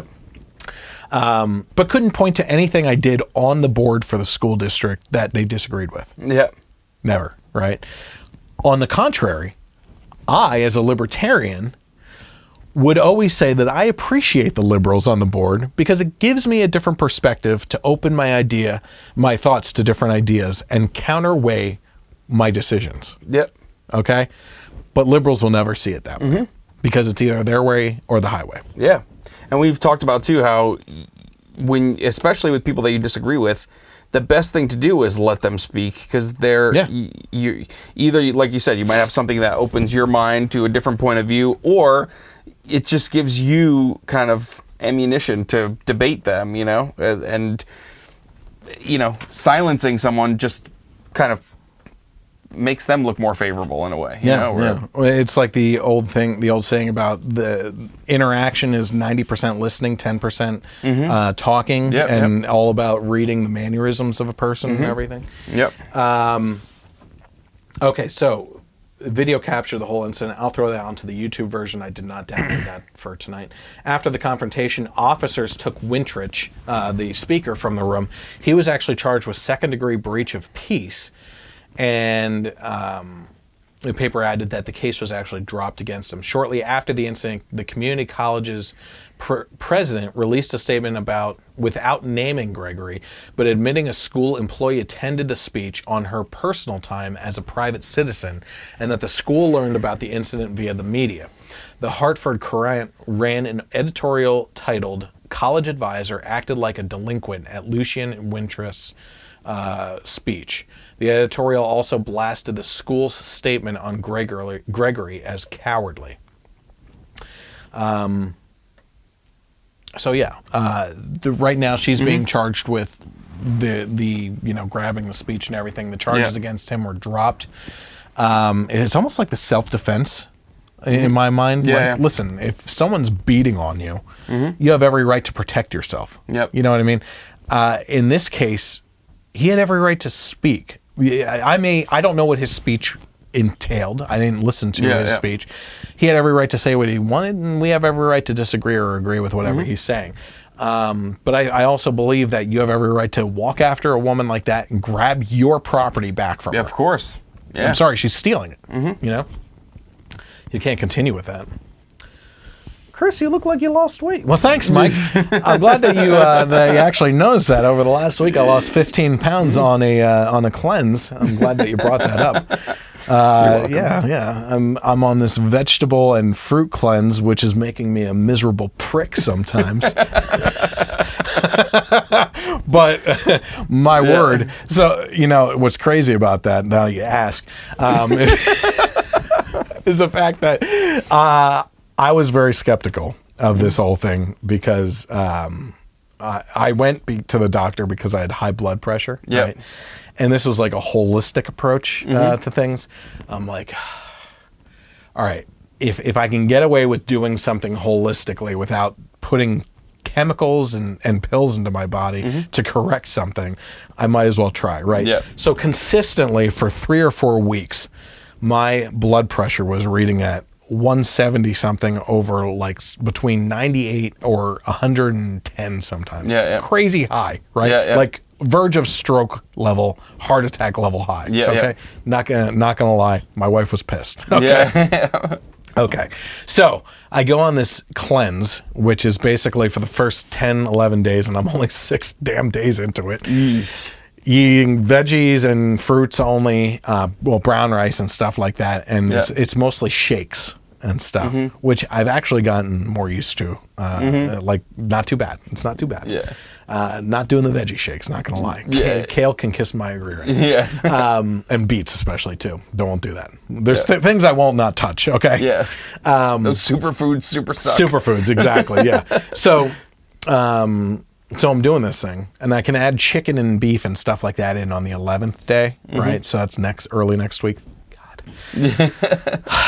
But so I start this thing. 3 days into it, my blood pressure. I had to go get my knee looked at because I'm falling apart. Yeah. Obviously, in my 30s, I'm like a 60-year-old. Right.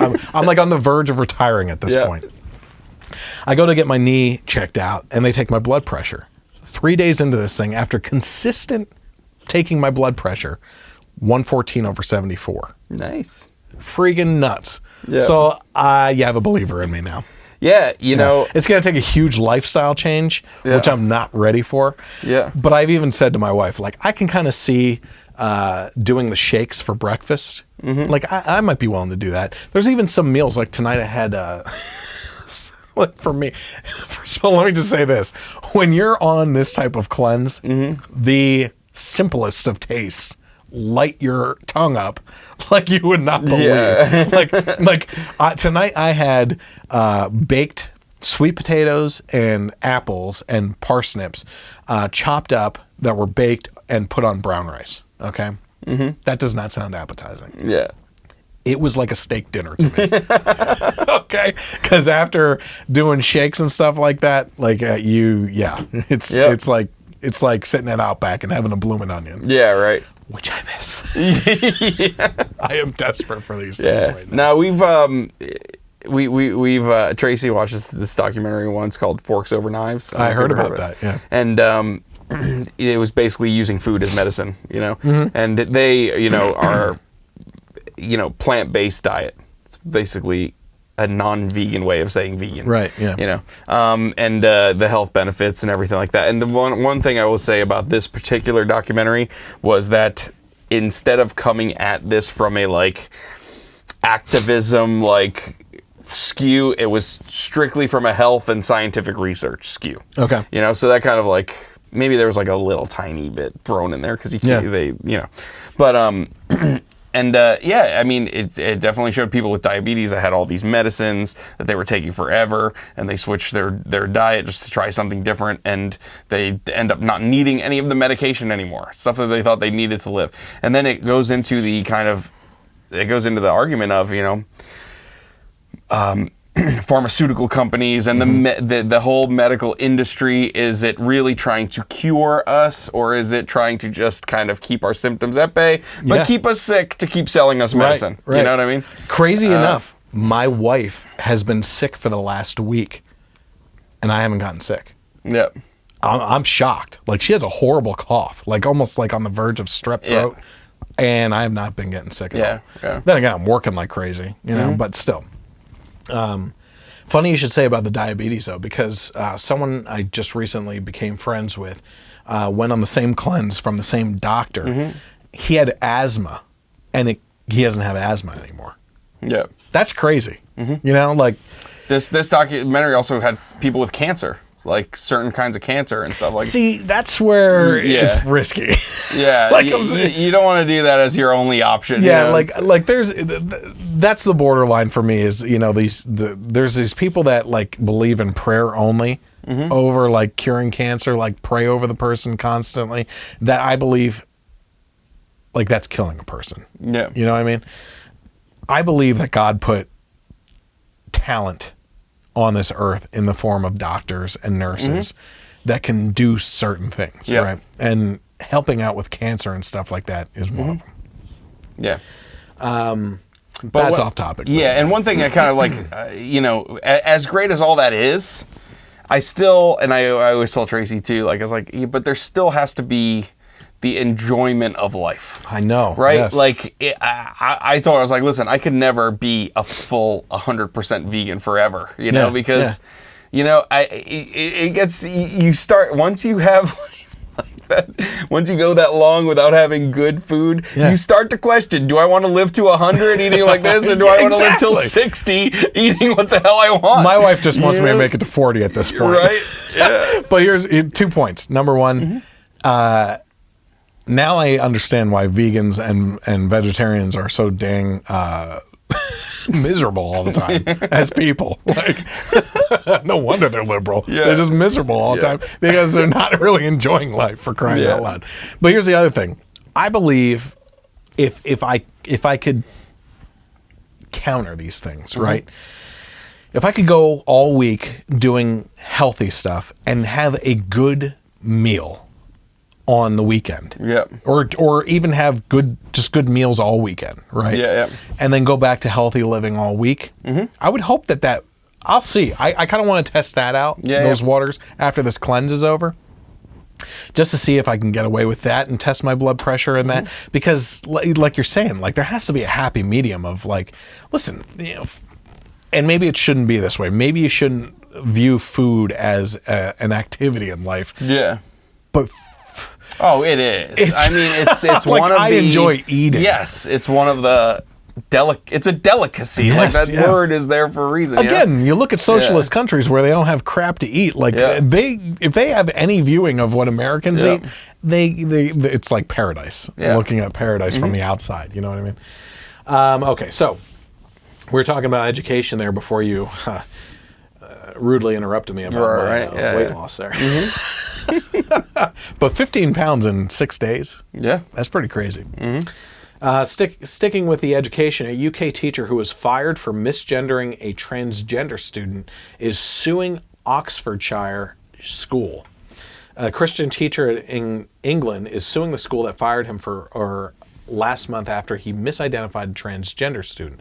The school says it takes discrimination seriously and found Joshua Sutcliffe to be demonstrating discriminatory behaviors and claimed that he contravened the school's equality policy. Sutcliffe told BBC News that it was merely a slip of the tongue, which we'll get to in a second. We'll talk about that. On November 2nd, when he said, "Well done, girls," to 2 teenage students after he spotted them working hard. One student identifies as a boy. The student allegedly became irate, and Sutcliffe said he tried to defuse the situation, though he'd received no formal training on how to refer to the transgender student, according to Christian Legal Center in a statement released on Sunday. Sutcliffe said he apologized to the student, who self-declared as a male, but officials at the school suspended the math teacher. The teacher, who is also a pastor at Christ Revelation Church in Oxford, told the Daily Mail that he usually avoids using gender-specific pronouns in the classroom as a way to balance his religious beliefs while showing sensitivity to the students.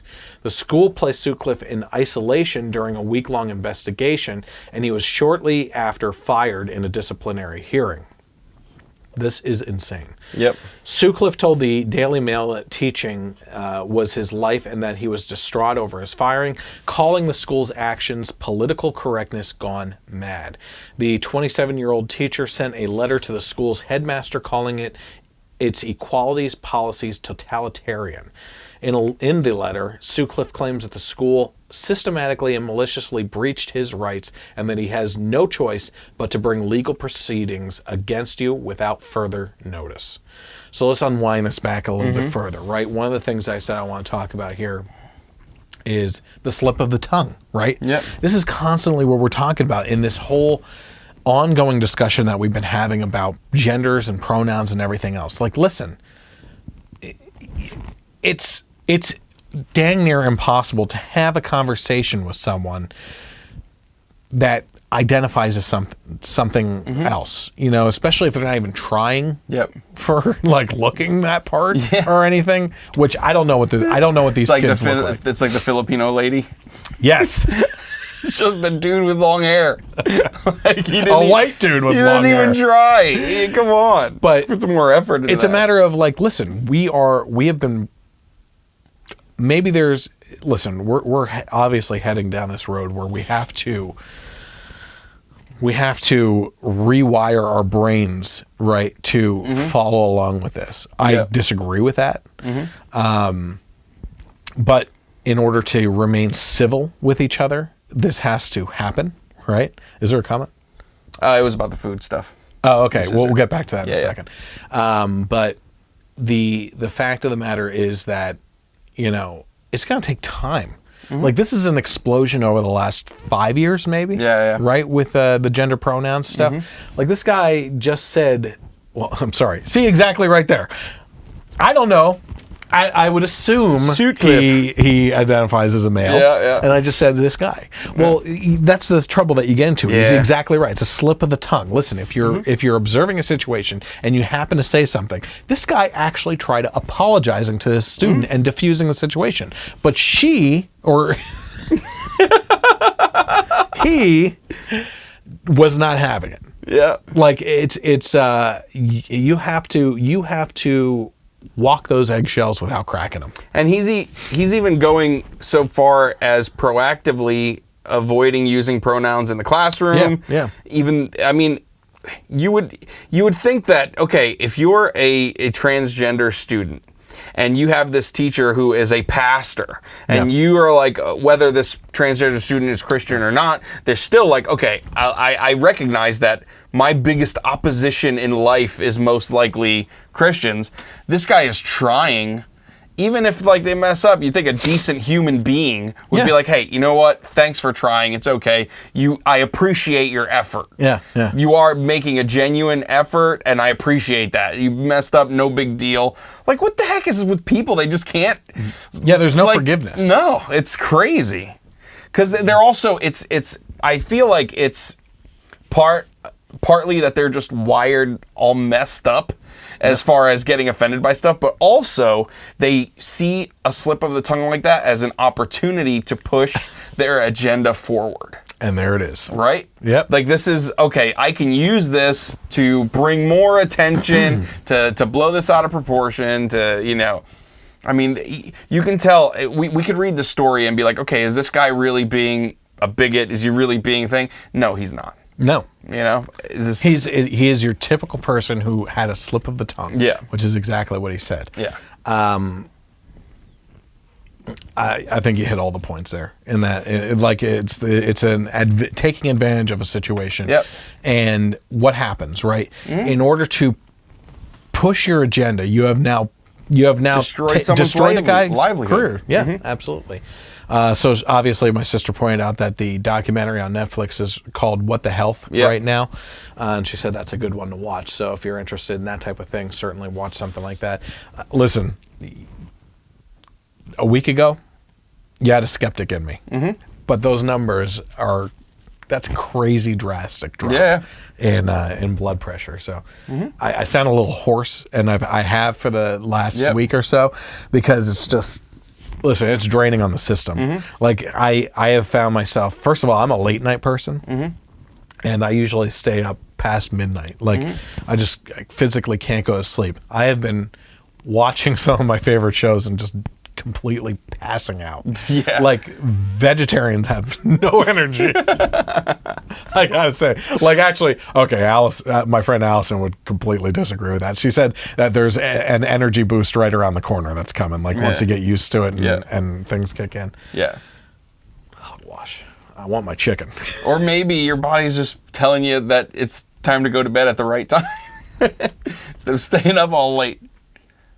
Is Leslie talking to you on that computer? Damn. All right. I'm a late night person too. So. I gotta admit, it's unfortunate, but this video I'm about to show may cut off because of copyright issues on Facebook. Again, let me just say this before we go on in regards to copyright stuff. Every podcast that I've been posting has been blocked worldwide on YouTube because of copyright issues from showing videos. If you're not familiar with the Fair Use Act, that is policy.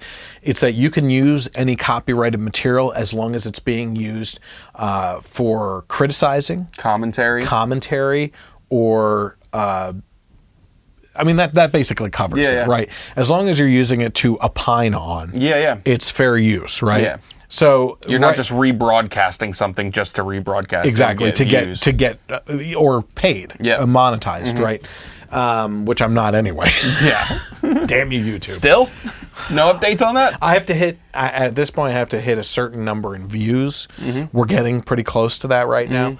To monetize again based on views of the channel, unlike before where I could just monetize by hitting certain guidelines. You get demonetized for having community strikes against you. Never had any community strikes, they just demonetized me. There went all my $4. Right. What are you going to do? What am I going to do? So I'm about to show this video. So this is, like I say, it might cut off the Facebook live stream, in which case if it does and we notice it since you're watching it on there and everything, I will take a moment to stop, restart the broadcast after the video is shown. But there's this group, right, political page and social media called Now This. Yeah. They're always posting, they just rip on the right all the time. That's all they're about, right? Yep. But they posted this video about the devastating effect that Trump is having on children right now. Couple things I think that you should notice in this video. So if it cuts out, stick around, go to the Generation Y conservative page because we'll rebroadcast. And it's like scary because many times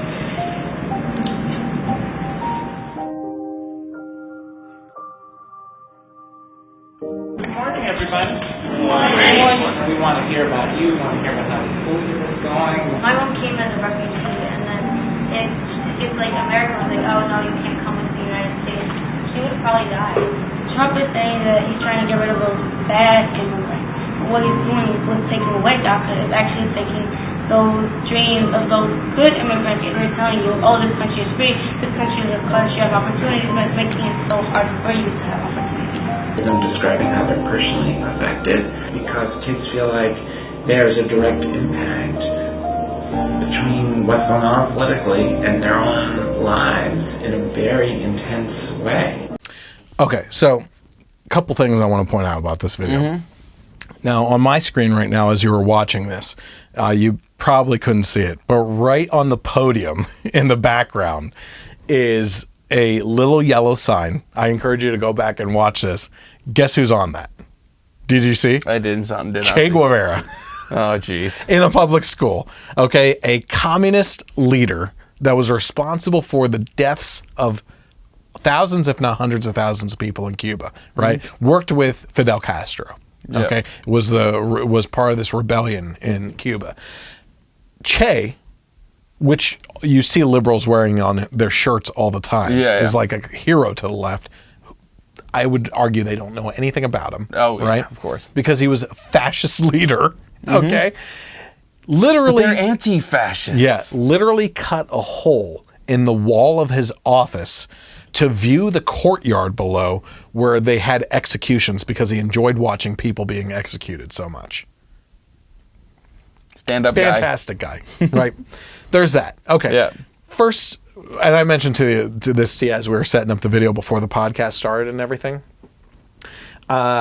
It starts off with a couple kids speaking right away, and then the teachers are sitting there and they say, "Okay, kids, how's the school year going so far? What do we have going on?" Boom, right into Trump and how it's devastating kids. Yeah. I kind of feel like we're missing something here. Right. I think there was something else maybe going on before that. Maybe a question directly was asked about Trump. Sure. Because for these kids to all just answer the school year question in regards to Trump being devastating, seems a little off to me.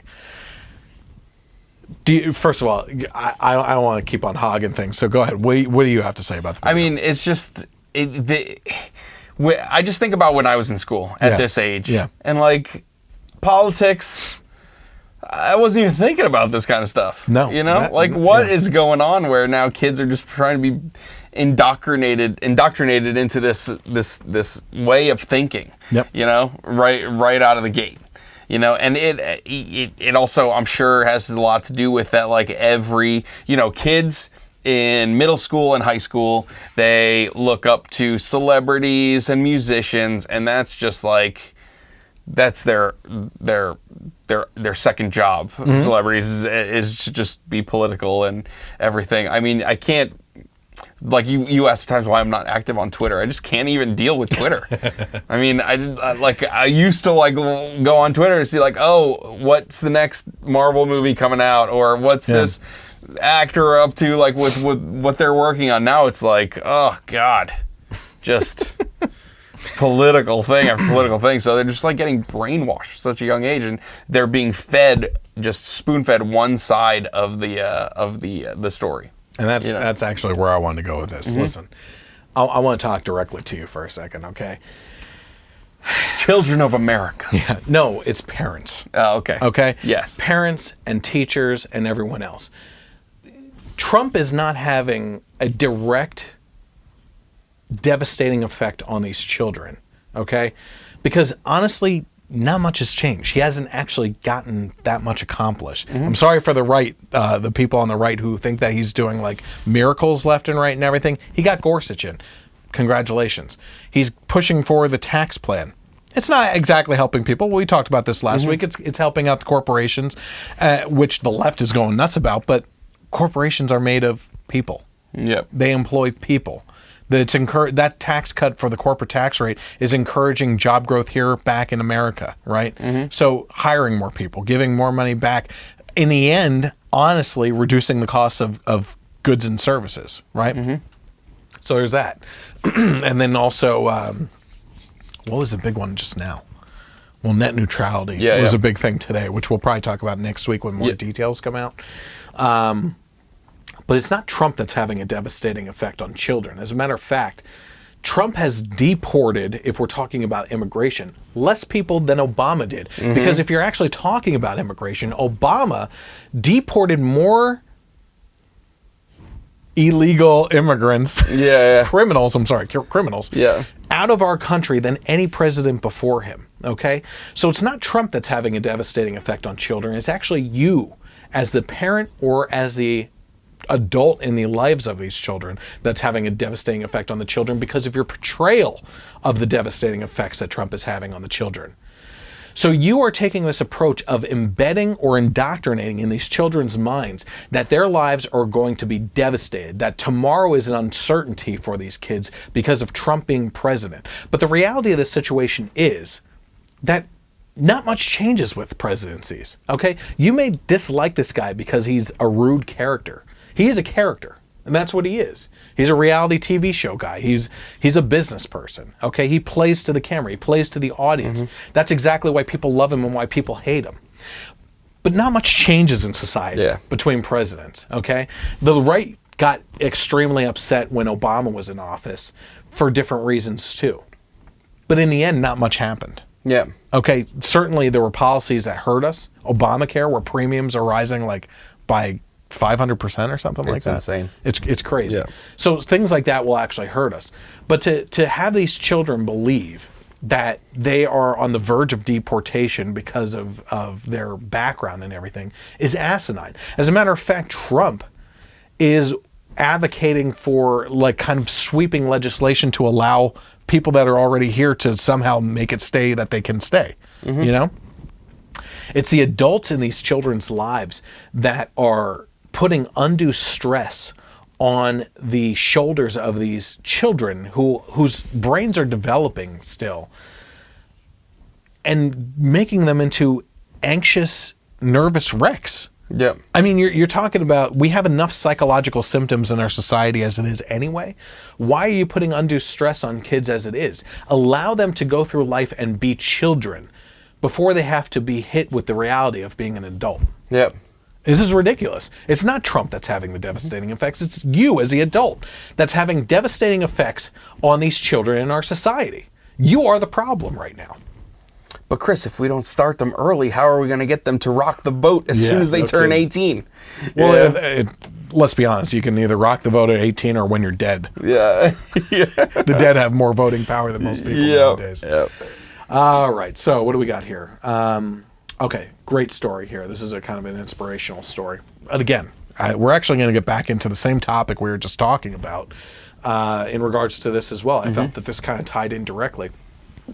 The world fell in love this past week with a bullied schoolboy called, his name is Keaton Jones, whose video went viral when his mom, Kimberly Jones, posted it on Facebook.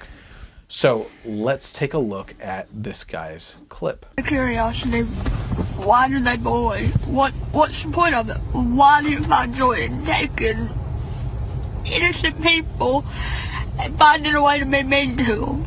It's not okay. What do they say to you? They make fun of my nose. They call me ugly. They say I have no friends. What'd they do to you at lunch? Put milk on me and put a hand down my clothes. Threw bread at me. Is it just you? Yep. Or is it other kids too that feel that way? Say it's other kids too. How's that make you feel? I don't like that they do it to me, and I for sure don't like that they do it to other people, because it's not okay. People that are different don't need to be criticized about it. It's not their fault. But if you are made fun of, just don't let it bother you. Just stay strong, I guess. It's hard. But it'll probably get better one day. Okay, go ahead.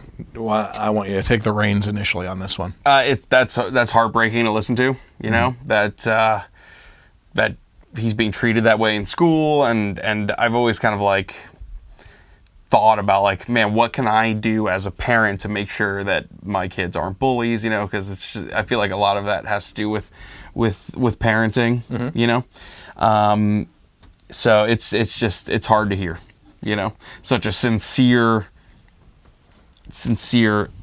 proclamation of what this kid's day-to-day life in school is like. You know? Apparently he asked to be videoed on this by his mom. If he didn't know that, it kind of comes off as very weird from the mom's angle to be filming it. I know that there's a lot of theories out there right now. There's a bunch of stuff going on that I can kind of like explain briefly. But one thing you have to remember, we were talking about this before too, is that whatever's going on with the parents, like, it doesn't change what's happening to the kid. Right. You know? So. Okay, so, well, let's talk. Like I said, I kind of feel like, first of all, Keaton, you're a hero to people that are being bullied out there. Because putting yourself out there in such a viral way is sure to bring actually probably more pressure on you, right? You have more support than ever before, but at the same time, the people that you've just spotlighted, those people in your life that are harming you, right? Yep. So it could work for you or against you, you know? But at least you know that the support system is there, okay, from the majority of America, right? Oh, he's winning the internet. Have you heard about some of this stuff? Captain America has invited him to the Avengers premiere. Yep. Dana White has invited him to the UFC headquarters and kind of meet everybody, and all these different celebrities are reaching out. Haley Steinfeld invited him to be her date to the Pitch Perfect 3 premiere, which... Oh, nice. Jump on that, buddy. Jump on that. Yeah. If you're going to choose one, forget Captain America. Pitch Perfect all the way. Sorry, Chris. But yeah, he's getting a lot of support. Yeah, absolutely. There, you know? So how does this tie into the last subject? Well, again, this is the culture that we're living in, right? For the past couple years, and this was going on when I was on the school board, so 5 years now, okay? Bullying has been a spotlighted issue. Yep. Bullying has always happened. It's always been around. There's always bullies, no matter what, right? Unfortunately, there's more avenues for bullying now, though. Oh, yeah. More than ever before. Again, I've mentioned this before. Watch the movie Disconnect. If you're a parent of any kid before they reach the teenage years, or if you have kids that are teenagers right now, or if you have grandkids, you should watch this movie Disconnect. Okay, it's a worthwhile movie based on the dangerous powers of the internet, and specifically in regards to bullying, what can happen to kids that are bullied on the internet. Okay. Yeah. That being said, it's been a spotlighted issue, and it's mainly been the torch that's been carried by the left as one of the banners that they bring forward, right? But here's the thing. Again, this goes back into the culture of politics that we've been talking about for months now, right? The left was always about love and tolerance, anti-hate and everything, right? But as soon as Donald Trump gets into office, F the Trump supporters, he's a bully. Well, he is a bully. First of all, I admitted that on Facebook in this post. Trump is a bully, okay? He is a character and he is a bully. What's wrong on the left is also wrong on the right. Yeah. Keaton, this whole issue is not a political issue, but it does feed into a bigger narrative. And it's a national narrative, right? We can't sit here as citizens of this country and blast against each other across the aisle, calling each other bullies while also being bullies to those people. We joke around a lot on the podcast, right, about people, but I don't feel like we're ever being bullies. Right? I don't feel like we cross that line. We have fun with it. We joke about it. As a matter of fact, one of my friends invited my wife out to dinner, and up in where she's from, and he let us know, not at that dinner, in a private message, that he's coming out as a trans woman. Okay, so we have a friend that's doing that, and he was very concerned, based on our political and religious beliefs, that we would abandon him as a friend. Well, he's still he, you know, so he hasn't undergone that transition yet.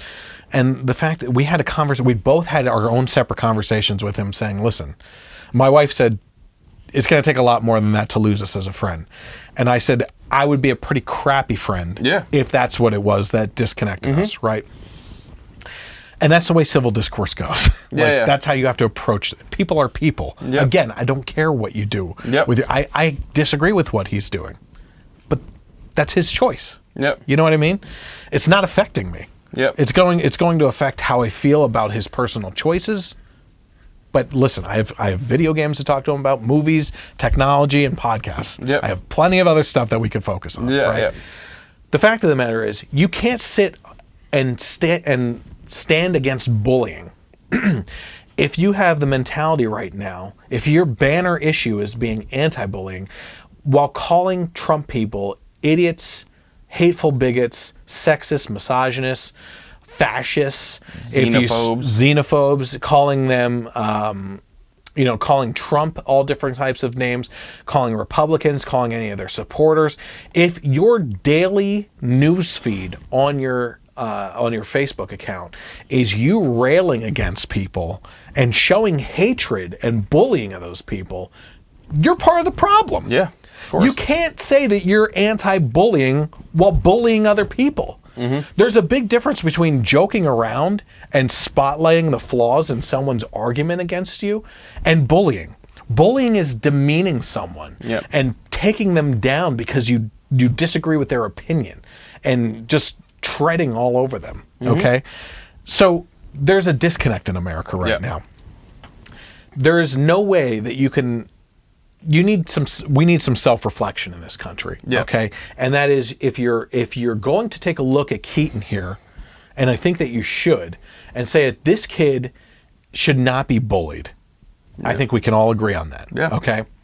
But if you're wondering where this bullying atmosphere is coming from, the fact that when someone wins who you disagree with and has a different opinion leads you to go out into the streets and protest and march and riot and loot and cause destruction and hurt other people physically, that is promoting bullying. So take some time to self-reflect on maybe the culture that you are providing to the American people, and what you're showcasing out there is actually showing some of these kids that are coming up, where their brains are still developing in these prepubescent stages. You're showing as an adult that it's okay to do these types of things. You are part of the problem. We have a society of adults that are still children. And that's where these problems are coming from.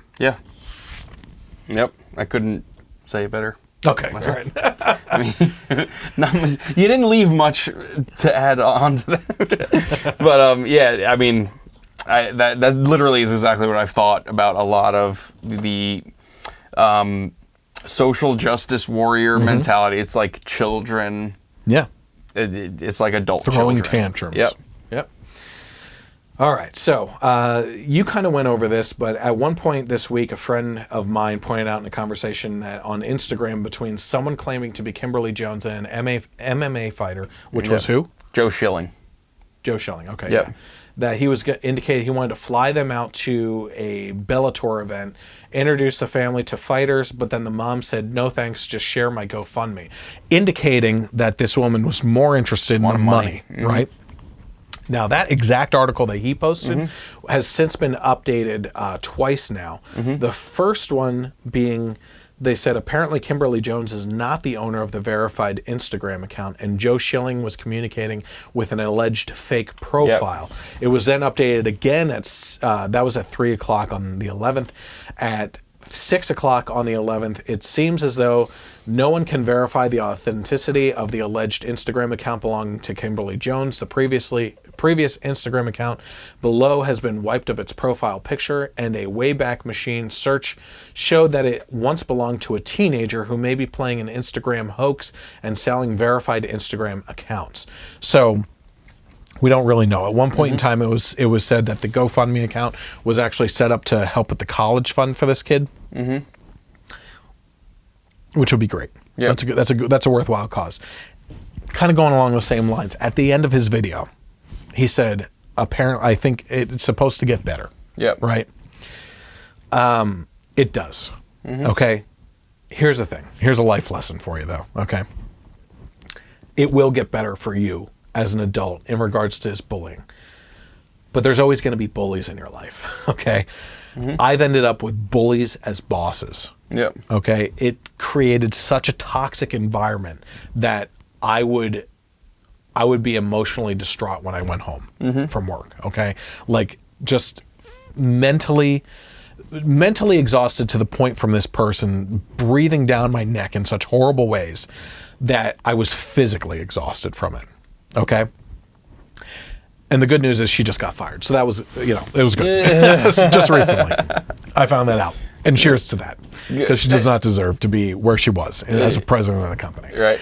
But you're always going to run into bullies in your life. It gets better in the sense that as time goes on, you are not confined to an environment like a school system where you have to bear the brunt of this kind of torturous mentality that people put onto you when you get out into the real world, okay? You have the ability to push them off, get out of the situation, walk away, whereas in school, you're stuck there, right? Plus, there's a maturity that comes along with it. In most cases. Yeah. Maybe not so much with the left anymore, but there is a maturity that comes along with becoming an adult. Yeah. But the fact of the matter is, just for you, Keaton, you're trading off things becoming an adult, right? You may be getting rid of bullying, but entering the real world has its own issues altogether too. Yeah. Okay, it's no longer the free ride that you were getting from mom and dad either, and you're kind of thrown out naked into the cold. Yeah. Okay, and it gets tough, right?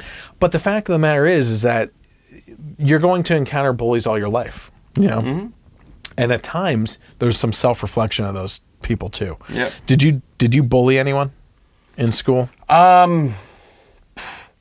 I wouldn't say I was a bully. I'm sure I had my moments with certain people or anything like that, which of course I'm not saying is right at all. Right. But that's probably more. I also was bullied. Okay, that's the next question. I think that there's this I think that every school has kids who are like known bullies. And then you have someone who might have done something or said something that was out of character, and then you have victims, right, and then everyone in between. So I don't. And let's face it, the people that are bullies hate themselves more than they hate the people that they're bullying. Yep. I mean, that's why they are the way they are, right? I mean, bullies take advantage of people's shortcomings because they're so self-aware of their own that they want to have the first strike in a conversation before their shortcomings can be identified. I think there's also the the possibility or the case where bullies probably have not great home lives. Right. Yeah. You know what I mean? Where they could be bullied by their family, by their parents, abused, mistreated, looked down upon, and then they kind of like at school, that's where they feel like, okay, this is where I can be the alpha, you know? Right. Yeah. And so it's, you know, instead of just villainizing everybody, we should also kind of like try and diagnose the problem, you know, and where it is. And I don't want to just throw you under the bus with those questions. I'll answer them myself. Yeah. I felt, number one, I was a floater. Yeah. You know what I mean? I got along with the jocks. I got along with the geeks. Yeah, so was I. I kind of got along with everyone. I was more of a chameleon, I would say, you know? And, you know, a lot of those people very much dislike me now because of my political views. Actually, I have had some really good conversations with people that I thought were so far left from high school that they haven't talked to me for a very long time, including just completely cold shouldering me at like the class reunion and stuff, that I ran into the one at a grocery store, and she said to me, you know, I disagree with your opinions, but I think it's really cool that you're able to express yourself so eloquently, I guess is the word, and in an educated manner, and showcase how you feel. You know what I mean? I don't feel like I'm being a jerk. I feel like I'm, you know, we have fun with it. You know, we're trying to have fun. Yeah. So was I bullied? I was bullied in elementary school, you know. I remember one kid down the street knocking me into, like, on the school bus down in between the seats and everything. And I was picked on here and there. Which reminds me of actually a really funny story. So do you remember Trapper Keepers? Of course. Yeah. Like serious 80s, 90s nostalgia. So I had a Trapper Keeper. Okay. It was a pretty funky, cool design on it. Obviously. Funky, cool design. I had my black jumper suit with the neon colors on it. Neon. I was just about to say, you got to have the neon. All about that. And this was elementary school. I was sitting with my best friend at the time in the seat, and there was a kid on the bus who was 2 years older than us that was constantly picking on us and bullying us, right? So at one point in time, it was a day where this kid was relentless, right? So in elementary school, I told my friend, I was like, he had a bag, like one of those snack brown lunch bags, right, full of cookies, and I told him to smack the hell out of this kid with that, while I took the Trapper Keeper and did the same, right? Yeah. So he's sitting on the edge of the seat, and this kid just would unbearingly coming down on us with, I don't even know what the hell it was about at this point. Like I said, it's elementary school, right? And he's doing this. I took that Trapper Keeper, like serious, like wrestling style with the armchair or the fold chairs, right? Nice. I went over the top. I went bam on his head, and he just wrapped up those cookies and started going around the seat and started going like Your this. other buddy? Yeah. Beat the heck out of him. This kid left the bus crying, right? Yeah. And we got in trouble for it, but eventually, I don't think we actually got into too much trouble because they knew that this kid was a bully, right? Yeah. Completely left us alone. Yeah. It's that whole mentality of the courtyard thing in the prison, right? Yeah. So, but yeah, so Assault with a Trapper Keeper. so yeah, I was bullied a little bit. It was in elementary school, chameleon through basically the rest of everything. In middle school and high school, I wasn't a bully, but I do regret comments that I made. Yeah, you know what that's kind of how I mean, you look back and you're like, why? Yeah. You know, I think it's more along the lines of just trying to fit in. But when you're trying to fit in, and you can't tell a kid this, you know, you can't tell a kid, hey, listen, you know, I know you're trying to fit in, but you're going to really regret saying that later. I don't know. They don't get it at the time. They can't comprehend that. Yep. So, but that's Keaton. Obviously, Keaton, we support you. And we have a culture of bullying in the society all around that needs to stop. One thing that just kind of dovetail on the whole GoFundMe thing. Yeah. Apparently, it came out later that that was like a fake account or whatever, and his mom had said that's not our account. If there's a GoFundMe in his name, then whatever is made from it, just donate it to any kind of like anti-bullying charity or whatever like that. So good stuff.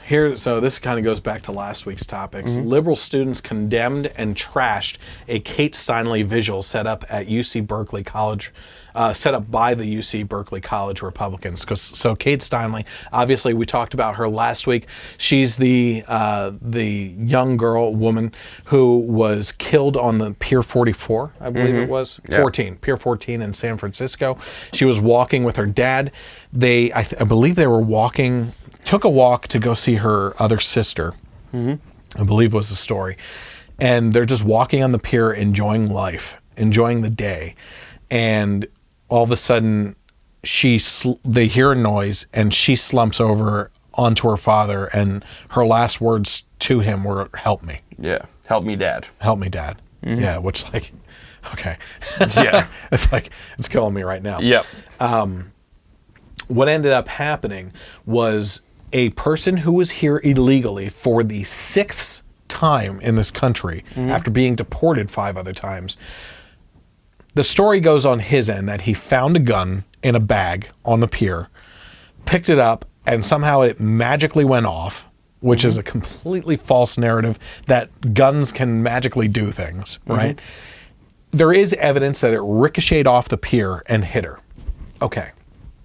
We get it. I can go along with the fact that this may have been an accident, okay?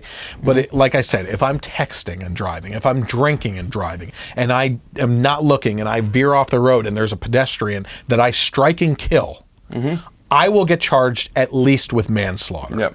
This guy did not get that. And that's because of this mentality. It's a political game being played right now to protect people because of what they perceive to be a destructive Trump agenda against immigrants, right? So that's where it comes from. So the UC Berkeley College Republicans set up a vigil for this woman who was killed, crazy. An innocent woman. It's not like it was a woman running as a Republican senator or anything like that that was killed. There was no political agenda behind the woman herself. Yeah. I understand maybe there's a perception that the college Republicans had their own agenda there. But again, there was no political showcasing in the vigil, just a vigil for this woman herself. Yeah. Right? So last Thursday night, UC Berkeley College Republicans held a vigil for Steinle, whose 2015 murder brought the issue of sanctuary cities to the national spotlight. We never even brought up sanctuary cities. Yeah. That's a huge other That's one, the big thing about this whole thing. Yeah. Before we even go on, sanctuary cities are essentially cities going against federal law and allowing illegal immigrants to stay within their borders, protected by that local government, standing defiantly against federal law. Yeah, basically if feds say, hey, detain this person, they can just say, no, we're not gonna. Right. You know? Yep. The students laid down flowers spelled out in Steinle's name in candles and had a large poster of her smiling face. The students told the Daily Californian they held the vigil in light of Steinle's killer, Jose Inés Garcia Zarat, being acquitted of murder on November 30th. About 20 people attended the vigil. And while the vigil was ongoing, UC Berkeley CR Vice President, College Republicans Vice President Naweed Thomas, I guess is what it is, told the college fix that protesters showed up. He said, they were shouting during my remarks and throughout the vigil, before, during, and after. I couldn't make out everything they were shouting, but it's usually, in the name of humanity, we refuse to accept a fascist regime. Well, what the hell does that have to do with this woman's murder? Yeah. The next morning, a member of the Republican group found the large poster of Steinle ripped and trashed. According to a member of the college Republican group who spoke to Fox News, the group called Refuse Fascism was responsible. It's an Antifa organization that interrupted us, sent a paid activist to basically desecrate the memorial, to interrupt it, call us fascists and bigots, whatever. Our message of honoring Kate was totally lost. Unfortunately, he said it wasn't the first time that the Republican group had been targeted. This isn't unique. A few days before the vigil, we had actually put up at night posters with Kate's face on them that said she had dreams too, and unfortunately those were taken down as well. So again, there's obviously, I'm not going to be naive here and say that there aren't two political agendas going into this. Obviously, the Berkeley College Republican group isn't innocent in the fact that they're using this as a political angle, right? But if you're not outwardly using it as a political angle and just holding a vigil for a woman who lost her life needlessly. You know, I think we talked about this too. Would she have died if this person wasn't here illegally? Probably not. Yeah. But she could have been killed any other way. You know, anyone's life is uncertain, right? I could I have high blood pressure. I could die of a stroke or heart attack right now, right? Who knows, right? But it's unlikely that she would not be alive today. Right? So there's that political angle. But to protest this, if no political angle is being presented with a political angle, saying that, what were they saying? We refuse to accept a fascist regime. Yeah. What the heck does that have to do with it? Not even referencing the incident. It doesn't make any sense.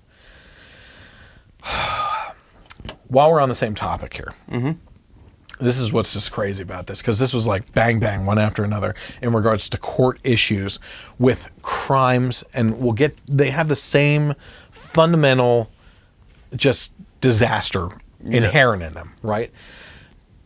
While we're speaking of injustices here, of the self-admitted criminal behavior, that's what I want you to focus on right now.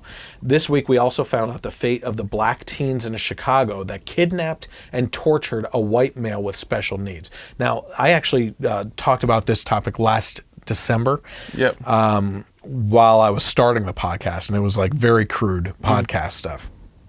I was live streaming off of my tablet at the time. So in case you forgot, what happened was this white male with special needs was kidnapped off the streets. I believe it was for a couple days.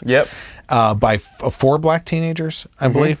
And they held him against his will, bound him, tortured him, and even worse than all that, live streamed the torture like I am doing right now with this podcast on Facebook. Of these kids brutalizing this guy, right? Didn't they like cut his scalp and stab him and stuff? Like it wasn't like. And so they're doing this stuff, live streaming it, and eventually, I don't know if he got free or if they set him loose or something, but it was this is like showcasing the worst of humanity. Okay, the absolutely bottomless, soulless pits of what people can become. Okay, and also they brought race into it as well, like during the live stream. F white people, you know, I think F Donald Trump, you know, and so this kid's just suffering for this kid's taking the brunt of torture for someone that doesn't like Trump. Doesn't make any sense. So calling the incident horrific, Cook County Circuit Judge William Hooks banned Covington, who is actually the girl who was behind live streaming the event, from social media over the 4 years, prohibited her from contact with 2 of her co-defendants, and ordered her to do 200 hours of community service. She's 19. I don't know if I put that in here or not. She's 19. So well past that age where you can't be tried as an adult, okay? This guy, this could have gone more south. He could have been killed. Okay. But what they did was they actually live streamed a torture of someone. Which is inhumane and completely evil, right? And instead of giving her jail time, she gets 200 hours of community service. So Judge Hooks told Covington he could have imposed a prison sentence, but added, and this is the kicker, "I'm not too sure if I did that, you'd be coming out any better." Well, then F the whole justice system. Like, what the heck are we doing with it? What are we doing with prison time? What are we doing with jail time? Like, if you don't believe that that's going to correct the behavior of killers or anything else, then why the hell are you throwing them in jail? This is ridiculous.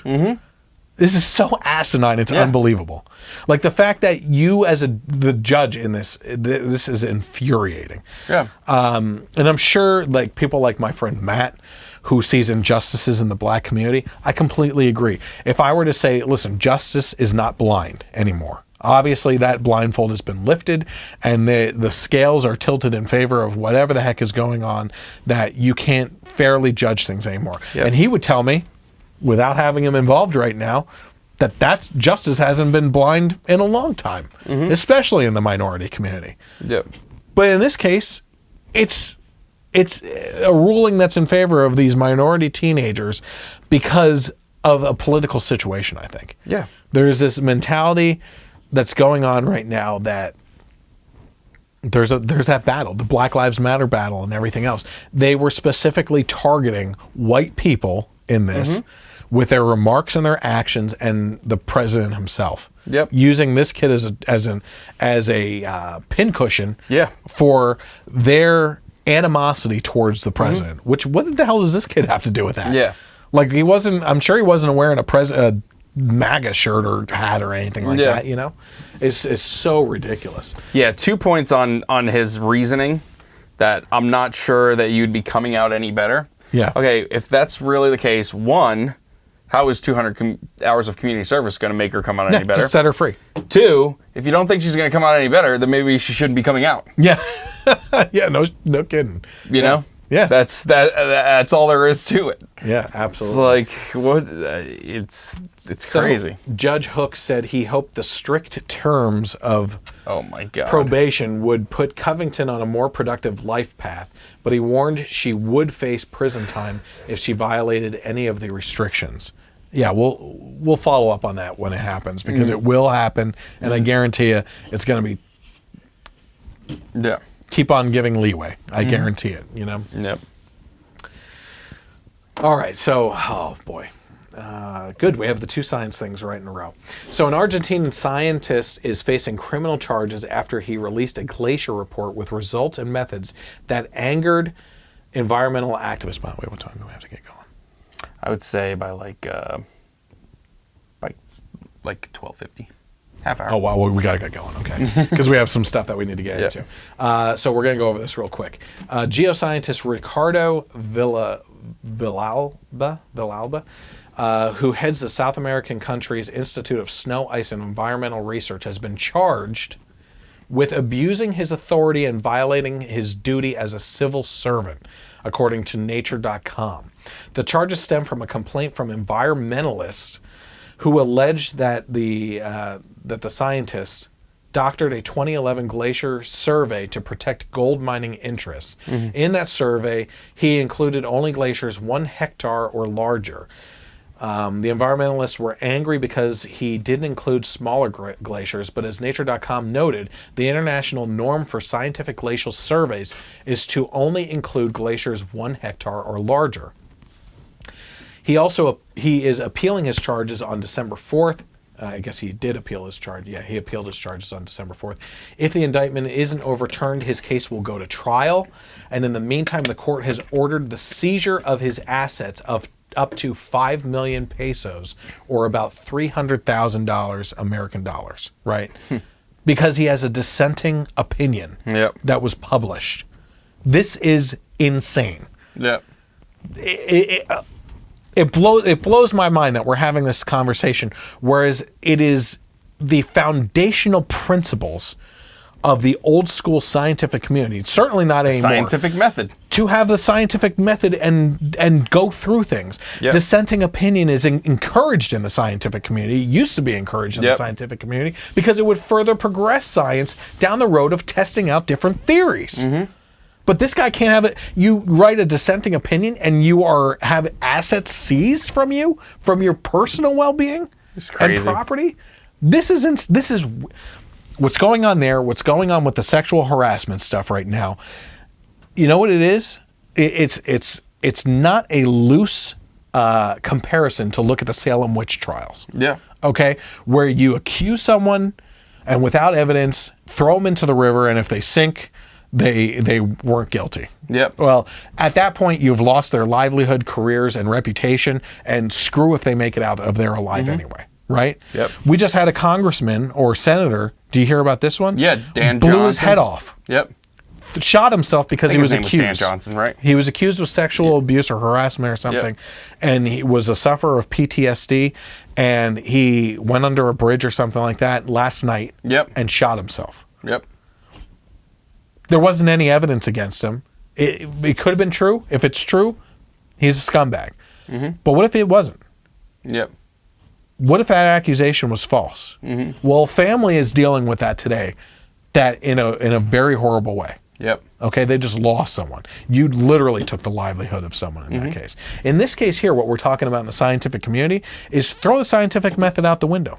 Yep. As a matter of fact, we have a scientist in our life who's a friend who is part of our kids' co-op group who is a scientist or a chemist or something like that. And the reason why she didn't go for her master's or PhD, I forget which program it is because they unlike the prior studies and degrees that you get, it's not based on the merit of your work and achieving certain goals and criteria to pass. It's based on if the professor agrees or disagrees with you. So you could do everything right along the lines of your opinion, but if the professor disagrees with you, you can't get that degree. That's crazy. And right there is inherently what's wrong with the scientific community anymore, right?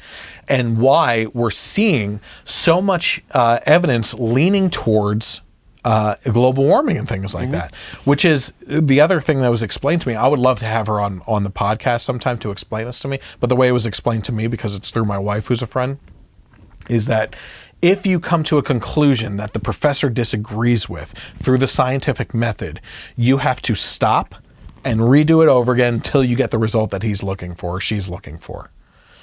Well, isn't that what's happening with global warming? You want a specific result to show that there's global warming. If it doesn't show that, try again until you get it, right?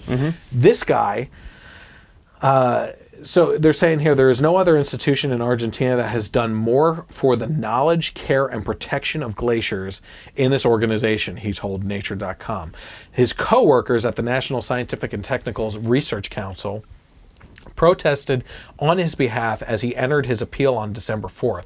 The scientists in other countries who have worked with him are collecting signatures on a letter defending him and his glacier study. Many of these researchers see parallels between his case and that of 6 seismologists who were found guilty of manslaughter for misleading the public about the dangers of an earthquake, although their convictions were later overturned. There's crazy witch hunts being conducted right now. Zarate doesn't get manslaughter. But these people do. It's what crazy. An upside down world. What the heck is going on right now? Yep. All right, so we got to keep on going here. So our favorite asinine science blog, I Effing Love Science, is back in the crosshairs with one of their newest articles, which is actually entitled, Trump just announced that he wants us to go back to the moon. There's just one tiny problem. That problem would be that Trump is more focused on getting to the moon than getting to Mars, which is apparently what NASA wants. Yeah. Okay. This is all coming from a science blog that seemed to neglect the fact that while Obama was in office, he neutered NASA. Yep. He didn't allow them to do. He cut their funding like crazy left and right, Yep. that they weren't able to do anything. Yep. They virtually just cut off space exploration. Yeah. Right. I remember thinking to myself, like, this is the end of the space program. Yep. Like, why aren't we trying to go further? Why aren't we trying to get out there? I agree with NASA that we should go to Mars. Yep. That we should be trying as much as possible to get further and further out there. I want Star Wars and Star Trek to be the thing. But here's I Effing Love Science own tiny problem in their conclusion. They contradict themselves right within their very own article, okay? Within their article, they say this. This signals a shift from the Obama administration, who had focused on missions to Mars rather than going to the moon. Under Obama, former NASA administrator Charlie Bolden had repeatedly pushed for his Journey to Mars idea, telling I Effing Love Science in 2015 that giving up on Mars would be disastrous. Well, that's exactly what they're saying. That's exactly what Trump has done, and it once again leaves NASA in no man's land. NASA will not see any shift in its budget as a result of this directive until 2019, which means that by 2021, a new president could very well just shift it back again to Mars. Except, earlier in their very own post, they wrote this. This time, we will not only plant our flag and leave our footprints, we will establish a foundation for an eventual mission to Mars and perhaps someday to many worlds beyond. Who said this? Donald Trump. Donald Trump. That's a quote from Donald Trump that they said earlier in their post. I thought I had heard, like, I had heard about this story not from them, and I had heard that he wanted to get back to the moon and then eventually to Mars. That's what I heard as the headline. We have to make things quick tonight, but there's we can have a quick, good discussion on that exact thing. Mm-hmm. They specifically quote him saying that Mars is in the sights. So they're contradicting themselves. These liberal writers are so blinded by their hatred for this president that they can't even reread the things that they've already wrote before opining about how much they hate the guy. Yeah. Right? It's ridiculous. So let's discuss why the foundational blocks that he's setting up for this the moon thing is so important. Gravity. Mm-hmm. It's all about gravity, okay? It just makes sense. If we can establish a base on Mars and establish a type of small space colony there as a point of operation, yep, it takes less gravitational force through fuel to launch from the moon to go anywhere else in space than it would be to launch from Earth. The amount of fuel that's expelled to get out of our atmosphere and into space is astronomical. Quote. Pun intended. Yeah. But if we're able to establish some sort of thing up there where we can launch off from there and hold and like keep on continuing to fuel those things, like a fuel base even, kind of like a gas station, right? A moon gas station for our pilots to launch off. It's just going to make the trip that much easier to get to Mars. Yeah. And I think that's the intention behind Trump's plan here. And using less fuel makes the whole operation more green or gray, whatever you want. Whatever you want to go. But we need to keep on moving here. Yeah. So we need to get to this. I'm going to have you talk about the Washington Post, okay? Mm-hmm. So the Washington Post says, did some fact checking on Jimmy Kimmel's latest monologue about chip funding, right? The Washington Post says that late-night host Jimmy Kimmel on December 11th stepped out of his comedic role and offered a commentary on the reauthorization of the Children's Health Insurance Program after introducing his son Billy, who has a serious heart issue. His presentation was a bit one-sided, and readers requested a fact check. It's often difficult to describe Washington sausage-making in shorthand, and Kimmel fell short in several areas, appearing to pin most of the blame on Republicans, even though he was careful not to mention party affiliation. So let's check out some of the clips. So we will hear what Jimmy Kimmel has to say, and then we'll go to what the Washington Post said in regards to their fact-checking. About 1 in 8 children are covered only by CHIP, and it's not controversial. It's not a partisan thing. In fact, the last time funding for CHIP was authorized was in 2015. It passed with a vote of 392 to 337 in the House and 92 to 8 in the Senate. Overwhelmingly, Democrats and Republicans supported it. So, Washington Post reports that support for CHIP remains bipartisan. Kimmel starts to go off the rails by suggesting that support is no longer bipartisan.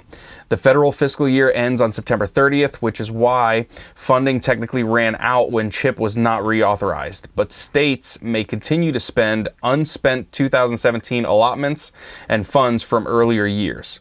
Only 3 states and the district were projected to exhaust their funds by the end of December. More than half the states would run out of funds if fiscal year 2018 funding is not set by the end of March. That's the kind of deadline that focuses the attention of lawmakers, right? In any case, the stopgap spending bill approved in early December included a provision that permits the Department of Health and Human Services to shift funds internally to help states whose CHIP programs are running out of money. Congressional leaders are expected to continue negotiating a long-term reauthorization of the programming in the coming weeks. So there's no danger of this program running out of money. No. Okay, we'll see the next one. Until now CHIP has become a bargaining chip. It's on the back burner while they work out their new tax plans, which means parents of children with cancer and diabetes and heart problems are about to get letters saying their coverage could be cut off next month. Merry Christmas, right? So, once again, the Washington Post reports that Kimmel falsely suggests that CHIP has become bargaining chip as part of the negotiations over the tax plan. It's actually part of the usual year-end negotiations in Congress. Few lawmakers are really against CHIP. The question is how to fund it. The GOP-led House of Representatives on November 3rd passed the CHIP reauthorization bill by a vote of 242 to 174, with most Democrats voting against it because of funding offsets.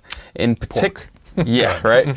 In particular, they objected to shortening the grace period for Obamacare enrollees who fail to make premium payments. House Republicans have complained that Democrats have not countered with their own funding proposals, while Democrats have said offsets should not be necessary when the tax bills will add to the federal budget deficit. They have instead pushed for a clean bill rather than one with poison pills. The Senate Finance Committee in October approved its own version of the CHIP funding extension, but agreement has not been reached on how to fund it. Still, it is quite possible a deal will be reached before Christmas. Merry Christmas. Lawmakers want to leave town before then. Okay, next clip. So this happened because Congress, about 72 days ago, failed to approve funding for CHIP. Since the first time since it was created 2 decades ago, this is literally a life and death program for American kids. It's always had bipartisan support, but this year they let the money for it expire while they work on getting tax cuts for their millionaire and billionaire donors. The very liberal Washington Post says Congress has moved forward on resolving CHIP funding while also pushing forward on tax legislation. While aspects of the legislation are tilted toward the wealthy and corporations, most taxpayers in all income groups, at least initially, will experience a decrease in taxes, according to the Joint Tax Committee. Moreover, one House GOP proposal to fund CHIP would target the wealthy by eliminating a Medicare subsidy for retirees with annual incomes above $500,000. What? I know, it's crazy. The Republican is targeting the rich? That's what it sounds like. So here he's talking about specifically there being tax break, that the Congress is more focused on giving tax breaks to the millionaires and billionaires than focusing on the kids and their health. Yep. Whereas one Republican actually proposed that we target the rich to pay for this specific program. Yep. And on top of that, they're trying to make it seem like Congress has to take things issue by issue, that they can only focus on CHIP right now and no other bills. Well, that's not how you get things done in Congress. Yep. There's multiple bills going around at any given time. So they're focused on many different things, which is exactly what they pointed out right there.